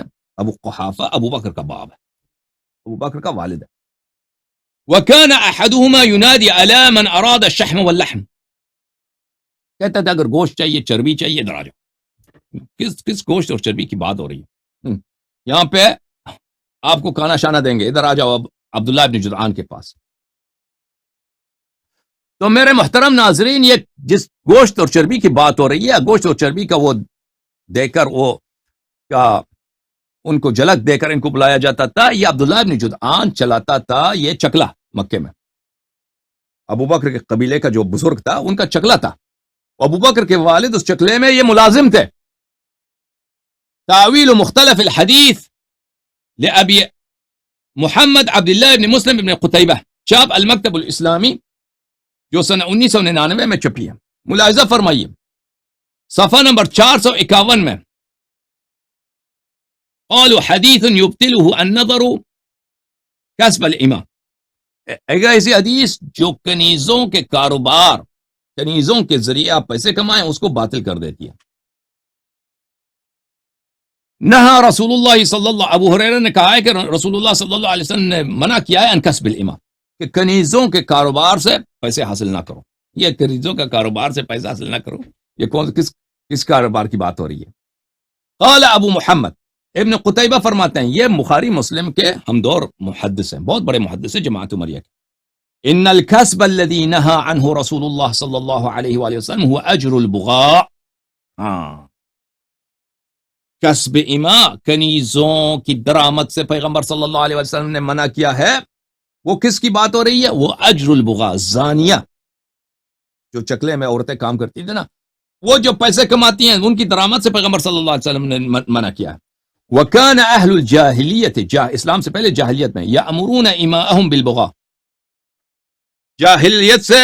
جاہلیت کے زمانے میں اسلام سے پہلے اپنے کنیزوں سے وہ کیا کراتے تھے؟ مکے والے ان سے زنا کراتے تھے، ان کو حکم دیتے تھے کہ چلو چکلا، چلو ادھر گاہک آ رہے ہیں، حاجی آ رہے ہیں، ان سے پیسے کماؤ. وَيَأْخُذُونَ أُجُورَهُنَّ، اور ان کو جو کنجروں کو جو پیسے ملتے تھے پر یہ اس کو اٹھا دیتے تھے. اچھا. وَكَانَ لِعَبْدِ اللَّهِ بْنِ جُدْعَانَ إِمَاءٌ يُسَاعِينَ، عبداللہ ابن جدعان کے پاس کنیزیں تھیں، وہ کنیزیں کیا کرتی تھی؟ وہ مساعات کس کو بولتے ہیں؟ فجور کو بولتے ہیں، زنا کو بولتے ہیں. یہ عبداللہ ابن جدعان مکے میں اس کے دو آدمی تھے جو اس کے لیے اس کے کاروبار کو پروموٹ کرتے تھے. وہ سڑک پہ کھڑے ہو کے لوگوں کو بلاتے تھے. ایک کون ہے؟ ایک ابو بکر. اچھا وہ ابو بکر تو ان کا نانا ہے، ان کا پر نانا بنے گا نا نانا. ایک ابو بکر کے والد صاحب ہیں ابو قحافہ، ٹھیک ہے نا. وَهُوَ فِي الْجَاهِلِيَّةِ سَيِّدُ تِيم، جاہلیت میں عبداللہ ابن جدعان ابو بکر کے قبیلے کا سردار تھا. فَأَنزَلَ اللَّهُ عَزَّ وَجَلَّ، اللہ تعالیٰ نے اسی لیے نازل فرمایا انہی کے لیے، انہی بدبختوں کے لیے کہ ان کا قبائلی کاروبار کیا تھا؟ طوائف کا کاروبار کرتے تھے یہ لوگ. وَلَا تُكْرِهُ فَتَيَاتِكُمْ عَلَى الْبِغَاءِ إِنْ أَرَدْنَ تَحَصُّنًا لِتَبْتَغُوا عَرَضَ الْحَيَاةِ الدُّنْيَا، کہ تم اپنی کنیزوں سے یہ کام نہ کرا دو. ذلیلو، کنیزوں کو تم ان سے یہ جو غلط کام ہے یہ نہ کرایا کرو. کتاب ہے المعارف لابن قتیبہ، ابی عبداللہ محمد ابن مسلم ابن قتیبہ الدینوری، چاپ دار المعارف، کتاب چپی ہے قاہرہ میں. ملاحظہ فرمائیے صناعات الاشراف صفحہ نمبر 575 میں، صناعات الاشراف، مکے کے سرداروں کے کاروبار کیا تھے، کون کیا کام کرتا تھا. وہاں پہ میرے محترم ناظرین صفحہ نمبر 576 میں، وَكَانَ عَبْدُ اللَّهِ ابن جدعان نَخَّاسًا، عبداللہ ابن جدعان کنیزوں کا اور غلاموں کا کاروبار کرتا تھا. غلام فروش کو نخاس بولتے ہیں، جو غلام اور کنیز بیچا کرتے ہیں. جوارن، وہ ایک تو اس کا کاروبار کیا تھا، جوارن یساعین، اس کے پاس جاریت ہے. جاریہ کس کو بولتے ہیں؟ کنیزوں کو. یساعین، وہ زنا کراتی تھی. وَيَبِيعُ أَوْلَادَهُنَّ، پھر وہ زنا کے ان کی حاملہ ہوتی تھی تو پھر انہیں کے بچوں کو غلامی میں مزید بیچتا تھا. تو اس طرح اس کا کام چلتا تھا. المفصل فی تاریخ العربی قبل الاسلام، تالیف دکتور جواد علی، دکتور جواد علی کا کتاب تاریخ عرب قبل الاسلام الجزء الرابع، یہ کتاب چھپی ہے سنہ 1993 میں، اور یہ جواد علی صاحب جامع بغداد میں، بغداد یونیورسٹی میں یہ کتاب چھپی ہے. صفحہ نمبر 96 میں عزیزو فرماتے ہیں وَيَذْكُرُ أَهْلُ الْأَخْبَارِ، تاریخ والے نقل کرتے ہیں، ان عبداللہ ابن جدعان کان نخاسا، عبداللہ ابن جدعان کیا تھا؟ جس کے پاس ابو بکر کے والد ابو قحافہ کام کرتے تھے. وہ بردہ فروش تھا، غلام فروش تھا. لہو جوار یساعین، اس کے پاس کنیزیں تھیں جو زنا کراتی تھیں. وَيَبِيعُ أَوْلَادَهُنَّ، پھر اسی زنا زادوں کو یہ مزید وہ غلامی میں بیچا کرتا تھا. فَكَانَتْ جَوَارِهُ تُعْجَرُ لِلرِّجَالِ، اس کے وہ کیوں کو چکلا تھا اس کے جو کنیزی تھیں وہ ان کو مردوں کے سامنے، مکے میں جو حاجی وغیرہ آتے تھے یا مکے کے لوگ جو مرد ہیں زنا کرنا چاہتے ہیں ان کے سامنے پیش کیا جاتا تھا. وَمَا يُنْتِجُ هَذَا السِّفَاحُ عَنْ هَذَا السِّفَاحِ مِنْ نَسْلٍ يُرْبَى، اور اس زنا، سفاح یعنی زنا، اس زنا سے جو بچے پیدا ہوتے تھے تو ان کی وہ پرورش کرتا، بلی وہ اس کو بیچ دیتا تھا. فَيَبْقَى مِنْهُ عَبْدُ اللَّهِ مَا يَشَاءُ وَيَبِيعُ مِنْهُ مَا يَشَاءُ، ان میں سے ان کنیزوں میں سے جو زنا کی نسل پیدا ہوتی تھی ان کو کچھ اپنے پاس رکھتا، خود کو بیچ دیتا تھا، فروخت کرتا تھا. اچھا، اب یہاں پہ لفظ ہے مساعات، یساعین. کتاب جمہورۃ اللغہ الجزء الثانی، چاپ دار العالم للملائین، ابی بکر محمد ابن الحسن ابن درید کی کتاب ہے. یہ کتاب چھپی ہے سنہ 1987 میں. 1987 میں بیروت لبنان میں چھپی ہے. ملاحظہ فرمائیے صفحہ نمبر 844 میں وصاع الرجل الامہ، اس مرد نے اس عورت کے ساتھ مساعات کیا ہے. اذا فجر بها، جب وہ زنا جب کرتا ہے اس کو مساعات بولتے ہیں. ولا تكون المساعات الا في الامام، مساعات لفظ مساعات یساعینا یہ صرف کنیزوں کے لیے استعمال ہوتا ہے. وہ زنا جو کنیز کے ساتھ کیا جاتا ہے نا اس کو بولتے ہیں مساعات، ہر زنا کو نہیں بولتے. اچھا بات یہ ہے، یہ ابو بکر کے والد صاحب، ان کا کاروبار کیا تھا؟ ابو بکر کے والد صاحب کیونکہ وہ اندھے تھے، ان سے اور کام تو نہیں ہوتا، تو وہ اپنے قبیلے کے سردار کے پاس ملازم تھا. قبیلے کا سردار عبداللہ ابن جدعان ہے، وہ چکلے کا کاروبار کرتا ہے مکے میں. یہ اس چکلے میں ملازم ہے، وہ سڑک پہ کھڑے ہو کے لوگوں کو بلاتا ہے کہ ادھر آ جاؤ. ٹھیک ہے نا. اب ہجرت کی بات ہو رہی ہے. کیا رسول اللہ صلی اللہ علیہ وسلم شب ہجرت ابو بکر کو بولتے ہیں لا تحزن، آپ حزین نہ ہو جانا، آپ حزین نہ ہو جانا. تو کیا ابو بکر کے گھر میں تو کوئی ناخوشگوار واقعہ بھی پیش نہیں آیا اور کوئی ان کا جو ہے پیسوں کا بھی نقصان نہیں ہوا. یہ کتاب المستدرک علی الصحیحین، چاپ دار الکتب العلمیہ، الجزء الثالث، کتاب چھپی ہے سنہ 2002 بیروت لبنان میں. یہاں پہ ملاحظہ فرمائیے صفحہ نمبر 6 میں حدیث نمبر 4267 میں، بلی حدیث نمبر 4267 ذہبی نے تلخیص المستدرک میں کہا یہ حدیث صحیح ہے بشرط مسلم، حدیث نہایت اعلیٰ درجے کی صحت پر ہے. اچھا جب اسماء بنت ابو بکر سے روایت ہے، ابو بکر کی بیٹی، بڑی بیٹی جو اسماء ہے، وہ کہتی ہیں جب میرے والد صاحب ہجرت کر کے گئے، میرے جد، میرے دادا ابو قحافہ وقد ذهب بصره، وہ اندھے تھے، وہی ملازم چکلے والے، وہ آئے ان هذا والله قد فجعكم بماله مع نفسه، اس نے کہا کہ یہ تو سارا مال لے کے گیا اپنے ساتھ، ہمارے جتنے پیسے تھے یہ ہجرت کر کے گیا، پیسے سارا اپنے ساتھ لے کے گیا، سارا وہ پیسہ جو ہے نا. بات یہ ہے کہ غار میں رسول اللہ صلی اللہ علیہ وسلم اس سے کہہ رہے ہیں لا تحزن، تو حزین نہ ہونا. بھائی کس بات پہ کہہ رہے ہیں؟ مالی تو کچھ ہے نہیں، مالی نقصان اس کا، یہ تو سارا پیسہ اپنے ساتھ لے کے گیا ہے. فقلت كلا يا أبتي قد ترك لنا خيرا كثيرا فعمدت إلى الأحجار فجعلتهن في كوة البيت وكان أبو بكر يجعل أمواله فيها وغطيت على الأحجار بثوب. میں نے کہا نہیں دادا جی، دادا تو ہیں اندھے نابینا، میں نے کہا نہیں پیسہ بہت چھوڑ کے گئے. تو وہاں پہ دیوار میں ایک طاق تھا، طاقچی دو بولتے ہیں، طاق بولتے ہیں شیلف، ابو بکر وہاں پہ پیسے رکھتا تھا.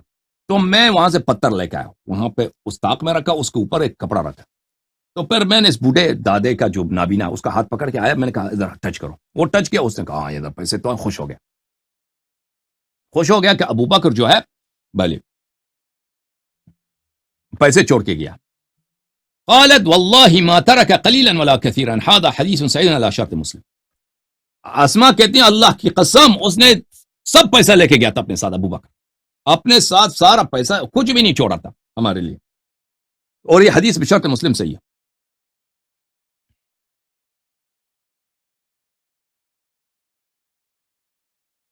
اچھا اس نے شب ہجرت اپنے والد پہ بھی رحم نہیں کیا. ٹھیک ہے نا، اس کا والد اندھا ہے، بھائی کم از کم وہ چکلے میں کام کرتا ہے، تو پیسہ سارا گھر کا پیسہ تو اٹھا کے لے گیا. یہ کتاب ہے تفسیر القرآن العظیم لابن کثیر الدمشقی، جز نمبر 3، چاپ دار الطیبہ للنشر والتوزیع، کتاب چھپی ہے سن 1997 میں.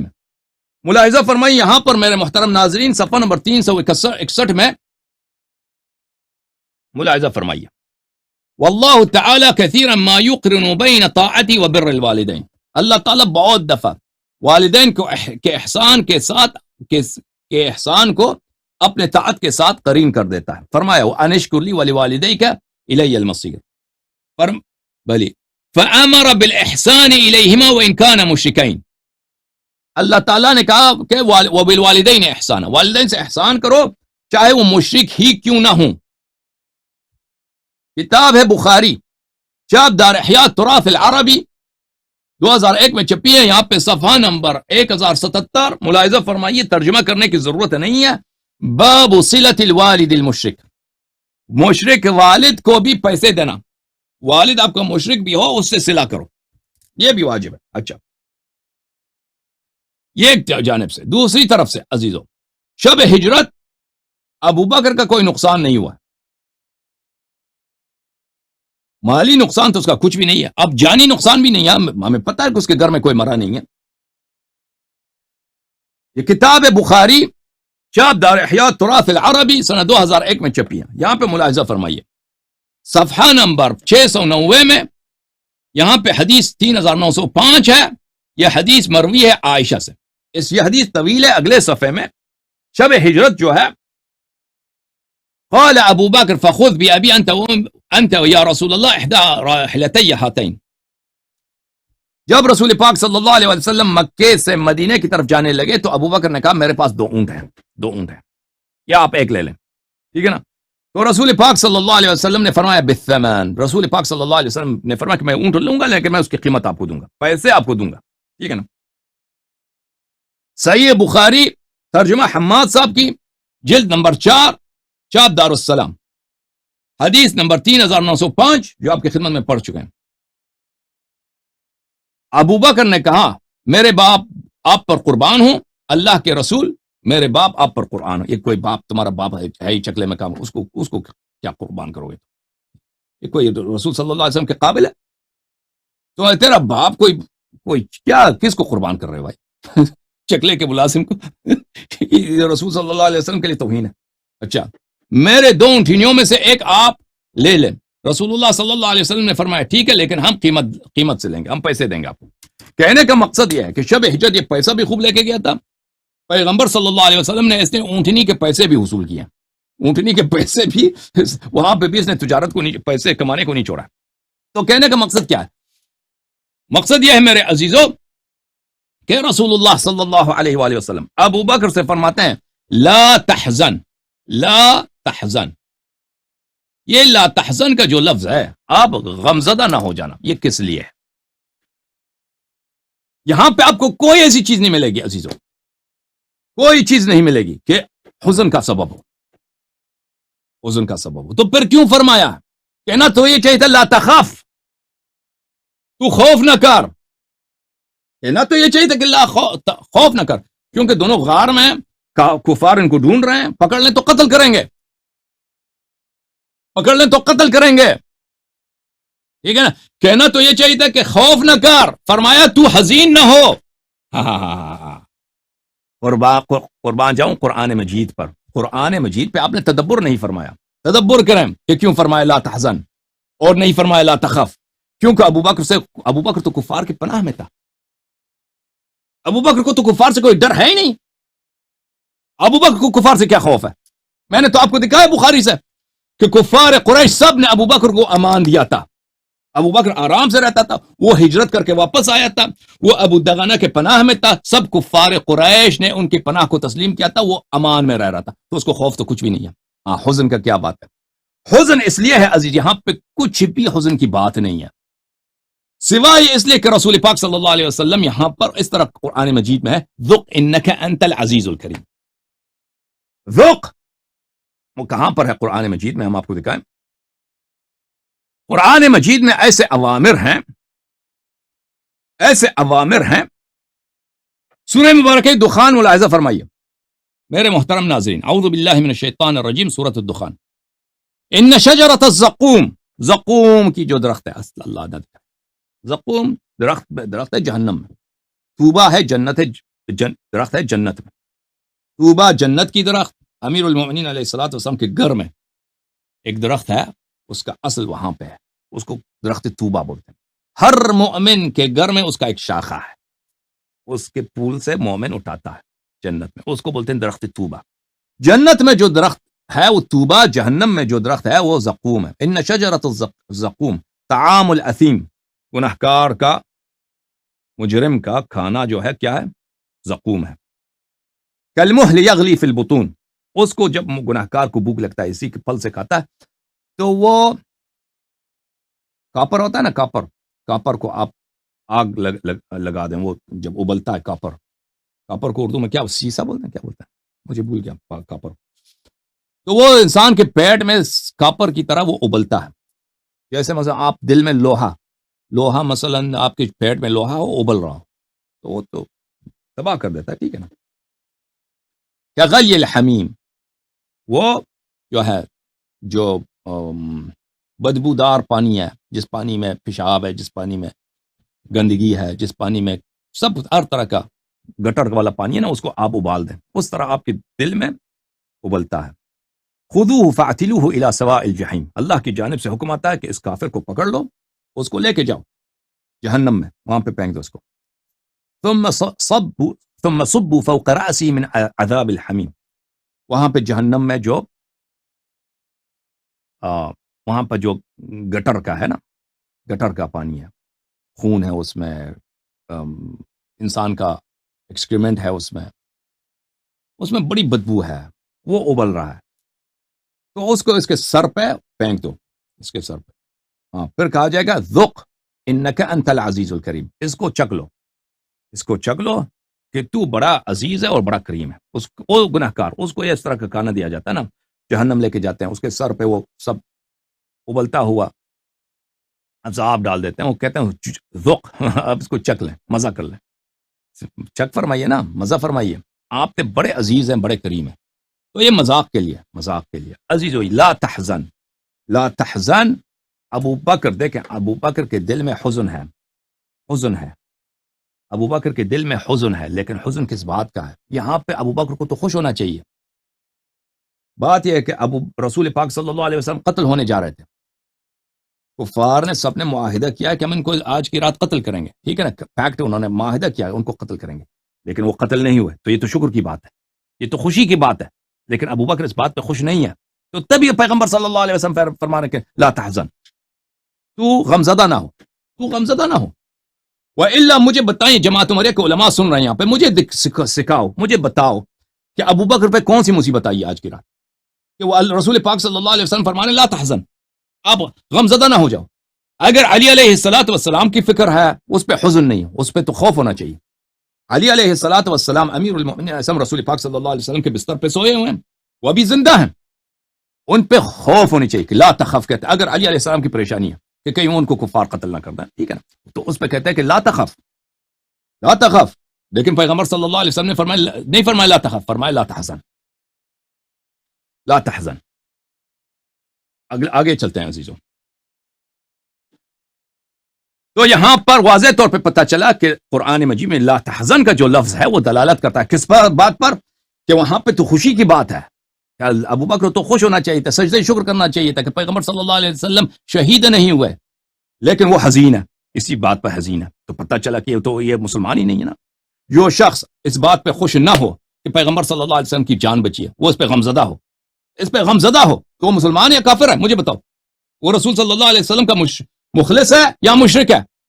تو اب پتہ چلا عزیزو الا تنصروہ فقد نصرہ اللہ، کہ یہ مذمت کے لیے کہ پیغمبر صلی اللہ علیہ وسلم جب غار میں بھی تھے نا، 2 آدمی تھے، تو وہ 7 والا آدمی بھی ان کا ساتھی نہیں تھا، حقیقت میں وہ ہیلپر نہیں تھا، وہ بھی پیغمبر صلی اللہ علیہ وسلم کا مخلص نہیں تھا، وہ بھی کوئی مدد نہیں کر رہا تھا، وہ بھی جو تھا نا بدخواہ تھا، اس کے دل میں خلوص نہیں تھا، بدنیت تھا وہ آدمی. الا تنصروہ فقد نصرہ اللہ. اے صحابہ، تم غزوہ تبوک میں مدد نہیں کرتے تو یاد رکھو پہلے بھی تم نے مدد نہیں کیا تھا. ایک آدمی اس کے ساتھ تھا غار میں، وہ بھی کیا تھا؟ بدنیت تھا. تو اللہ نے اپنے حبیب صلی اللہ علیہ وسلم کی مدد کیا. ان اللہ معنا. اب آتے ہیں دوسرے فقرے کی طرف، ان اللہ معنا کی طرف. میں ان سب کو آتے ہیں اس طرف عزیزوں. ان اللہ معنا. آج میرے نکات کو سیکھو نا، جی میں نے جو آج استدلال کیا، یہ ہمیشہ کے لیے جماعت عمریہ کا جو آئے غار کے متعلق ان کا منہ کالا ہو جائے گا، ان کے پاس کوئی جواب نہیں بچے گا. اب آتے ہیں یہاں پر ان اللہ معنا، اللہ ہمارے ساتھ ہے. لا تحزن ان اللہ معنا. دیکھو عزیزو، اللہ کی معیت 2 طرح کی ہے. اللہ کی معیت 2 طرح کی ہے. ایک معیت وہ ہے کہ اللہ آپ کے ساتھ ہے، وہ تو ہر جگہ اللہ ساتھ ہے. اللہ وہ تو کافر کو بھی حاصل ہے، مشرک کو بھی حاصل ہے، اور مسلمان کو بھی حاصل ہے، دشمن خدا کو بھی حاصل ہے، ٹھیک ہے نا. ایک وہ ہے. سورہ مبارکہ حدید میں ملاحظہ فرمائیے، اعوذ باللہ من الشیطان الرجیم، وَهُوَ مَعَكُمْ أَيْنَمَا كُنْتُمْ وَاللَّهُ بِمَا تَعْمَلُونَ بَصِيرٌ. والذي خلق السماوات والأرض في 6 أيام ثم استوى على العرش يعلم ما يلج في الأرض وما يخرج منها وما ينزل من السماء وما يعرج فيها. اللہ وهو معكم أينما كنتم، آپ جہاں بھی ہوں اللہ کے ساتھ ہیں. یہ اللہ معكم، اللہ وهو معكم أينما كنتم، جہاں بھی ہیں. یہ صرف مسلمانوں کے لیے نہیں ہے، صرف مؤمنین مخلص کے لیے نہیں ہے، سب کے لیے. منافق بھی ہے تو جہاں بھی ہے اللہ اس کے ساتھ ہے. ٹھیک ہے، اللہ کے علم سے وہ خارج نہیں، اللہ کے قبضے قدرت سے وہ خارج نہیں، اللہ کی گرفت سے خارج نہیں. کافر، مومن، مسلمان، یہ سب کے لیے. واللہ بما تعملون بصیر، اللہ تعالیٰ جو کچھ آپ کرتے ہیں اس کو جانتا ہے. فرمایا سورہ مبارکہ مجادلہ میں، اعوذ باللہ من الشیطان الرجیم، ما یکون من نجوى ثلاثة الا هو رابعهم. 3 منافقین کا نجوہ نہیں ہوتا، چوتھا کون ہے؟ اللہ. سب کے ساتھ، اللہ سب کے ساتھ. الا هو رابعهم ولا خمسة الا هو سادسهم، 5 نہیں ہے، اگر 5 منافقین ہیں تو چھٹا اللہ ہے. ولا ادنى من ذلك ولا اکثر الا هو معهم اينما كانوا، جہاں بھی ہیں اللہ آپ کے ساتھ ہے. تو معیت جو ہے نا عزیزو، 2 طرح کی ہے.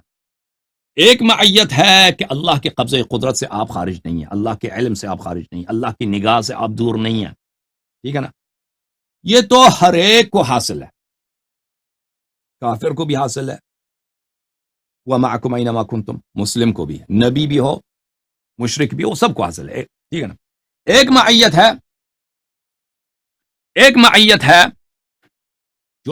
جو اللہ کی رحمت ہے، وہ صرف مومن کو حاصل ہے، کہ اللہ کی جانب سے بخشش، اللہ کی جانب سے پیار، اللہ کی جانب سے محبت، اللہ کی جانب سے احسان، اللہ کی جانب سے رضا.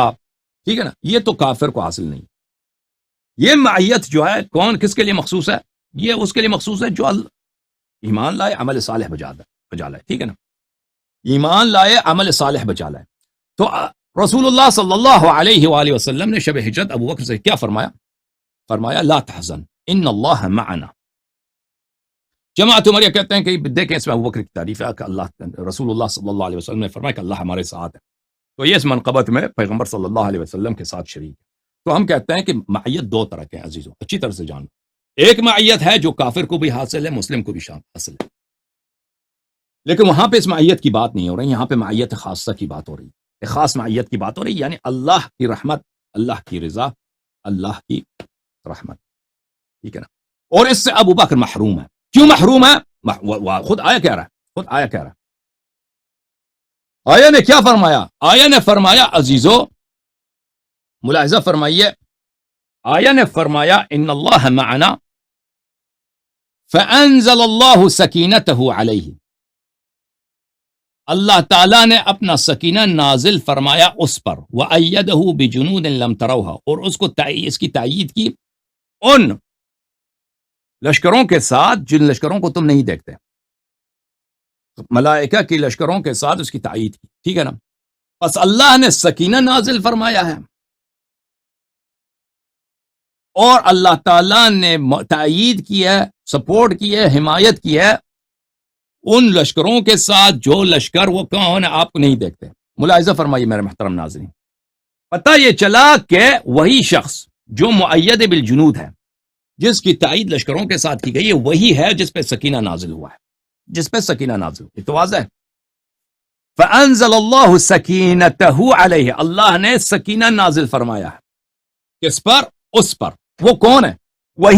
وہی ہے جس کو تائید کی ہے جنود کے ساتھ. تو جنود غیبی، ملائکہ کے جنود ابو بکر کی تائید کرتے تھے یا رسول پاک صلی اللہ علیہ وسلم. لازمی بات ہے رسول پاک صلی اللہ علیہ وسلم. تو سکینہ کس پہ نازل ہوا ہے؟ رسول پاک صلی اللہ علیہ وسلم پہ نازل ہوا، ابو بکر پہ نازل نہیں ہوا. اگر ابو بکر پہ نازل ہوتا تو ذکر کرتا اللہ تعالیٰ، ابو بکر پہ نازل نہیں ہوا. تو اس کا نتیجہ کیا ہوا عزیزو؟ نتیجہ یہ ہوا کہ یہاں پہ معیت 2 طرح کے، ان اللہ معنا، معیت 2 طرح کے ہم نے عرض کیا. ایک معیت ہے جو کافر کو بھی حاصل ہے، جو مشرک کو حاصل ہے، لیکن یہاں پہ جس معیت کی بات ہو رہی ہے وہ ہر معیت کی بات نہیں ہو رہی ہے، وہ معیت خاصہ کی بات ہو رہی ہے. معیت خاصہ کی بات ہو رہی ہے. کیا اس معیت میں ابو بکر شامل ہے؟ ابو بکر شامل نہیں ہے، کیونکہ خود قرآن فرما رہا ہے فانزل اللہ سکینتہ علیہ، اللہ نے سکینہ صرف رسول صلی اللہ علیہ وسلم پہ نازل کیا، ابو بکر کو محروم رکھا ہے. تو پتہ چلا یہ ان اللہ معنا اس طرح ہے جیسے اللہ تعالیٰ نے فرمایا انا انزلناہ فی لیلۃ القدر. اللہ ایک ہے، لیکن اللہ فرماتا ہے ہم نے شب قدر شب قدر قرآن نازل کیا نا متکلم وحدہ کے لیے صیغہ جمع ہم نے. جب ایک انسان اپنی تعظیم کرتا ہے تعظیم کرتا ہے تو اپنے لیے لفظ ہم استعمال کرتا ہے.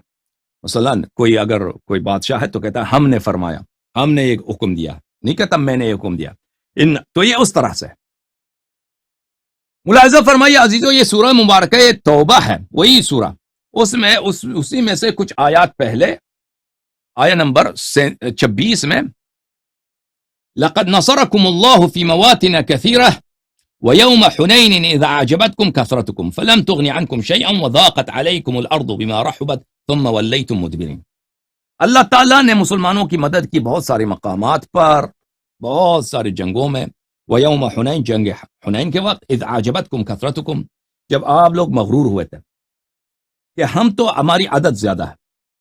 فَلَمْ تُغْنِ عَنْكُمْ شَيْئًا، تمہارے عدد نے تمہیں فائدہ نہیں پہنچا. وَضَاقَتْ عَلَيْكُمُ الْأَرْضُ بِمَا رَحُبَتْ، یہ وسیع زمین تمہارے لیے تنگ ہو گیا تھا. کیوں؟ بھاگنے کے چکر میں تھا نا، فرار، صحابہ سب فرار کر رہے ہیں، بھاگنے کے لیے جگہ نہیں مل رہی. تو اللہ نے فرمایا ضاقت الارض، ضاقت علیکم الارض بما رحبت، وسیع زمین آپ کے لیے تنگ ہو گیا ہے کیونکہ آپ کو چھپنے کی جگہ نہیں ملتی صحابہ کرام کو. ثم ولیتم مدبرین، اور تم نے اپنا پشت، اپنا دبر، اپنی جو پچھلے والا تشریف ہوتا ہے نا، وہ دشمن کی طرف کر کے تم بھاگ رہے تھے. اللہ تعالیٰ نے اس طرح بے عزتی فرمائی ہے صحابہ کرام. اچھا، صحابہ کرام کی حالت ہے. ثم انزل اللہ سکینتہ علی اللہ علی رسولہ وعلی المؤمنین. ہاں، کچھ صحابہ نہیں فرار نہیں ہوئے تھے. جو صحابہ فرار نہیں ہوئے تھے اللہ تعالیٰ نے ان پر اور رسول پر سکینہ نازل فرمایا ہے. اللہ بخیل ہے، اللہ کنجوس ہے، یا اللہ واسع کریم ہے؟ اللہ واسع کریم ہے یا اللہ تعالیٰ کنجوس ہے؟ جماعت عمر یہ جواب دے دو. اگر اللہ بخیل نہیں ہے تو اگر کوئی مستحق ہے سکینے کا اور وہاں پہ موجود ہے تو جب رسول صلی اللہ علیہ وسلم پہ رحمت نازل ہوتی تو مومن پہ بھی نازل ہوتی ہے. فَأَنزَلَ اللَّهُ سَكِينَتَهُ عَلَى رَسُولِهِ صلی اللہ علیہ وآلہ وسلم وعلی المؤمنین. تو اللہ نے نازل فرمایا ہے سکینہ کس پر؟ رسول پر صلی اللہ علیہ وسلم پر اور مؤمنین پر. تو یہاں پر اگر رسول ہیں، مؤمن بھی ہیں، رحمت نازل ہو رہی ہے تو صرف پیغمبر پہ نازل نہیں ہوتی. وحی، جی ہاں، وحی شریعت صرف پیغمبر کے لیے، لیکن رحمت مخصوص نہیں کیونکہ اللہ کنجوس نہیں ہے. لیکن اگر رسول ہے صلی اللہ علیہ وسلم، وہ ساتھ والا آدمی جو ہے بدنیت ہے تو اس پہ نازل نہیں ہوتی کیونکہ وہ مستحق ہی نہیں. سورہ مبارکہ فتح، هو الذي انزل السکینة فی قلوب المؤمنین لیزدادوا ایمانا مع ایمانهم. سکینہ کس پہ نازل ہوتی؟ مؤمنین پر. سکینہ کس پہ نازل ہوتی؟ مؤمنین پر نازل ہوتی. اگر رسول صلی اللہ علیہ وسلم ہے، مؤمنین ہے، تو مؤمنین پہ نازل ہوتی ہے. سورہ مبارکہ فتح آیہ نمبر 18، لقد رضی اللہ عن المؤمنین اذ یبایعونک تحت الشجرہ فعلم ما فی قلوبہم فانزل السکینۃ علیہم واثابہم فتحا قریبا. ہاں، جو فاتح خیبر ہے اس نے بیعت صحیح کی ہے، اثابہم فتحا قریبا، اس پہ سکینہ نازل ہوا تھا. تو مومن پہ سکینہ نازل ہوتی ہے. سورہ فتح آیہ نمبر 26، فانزل اللہ سکینتہ علی رسولہ صلی اللہ علیہ وآلہ وسلم وعلی المؤمنین. اللہ نے اپنا سکینہ رسول اور مؤمنین پہ نازل فرمایا. ٹھیک ہے عزیزو، اب آتے ہیں آیہ کی طرف، آیہ غار کی طرف. آیہ غار،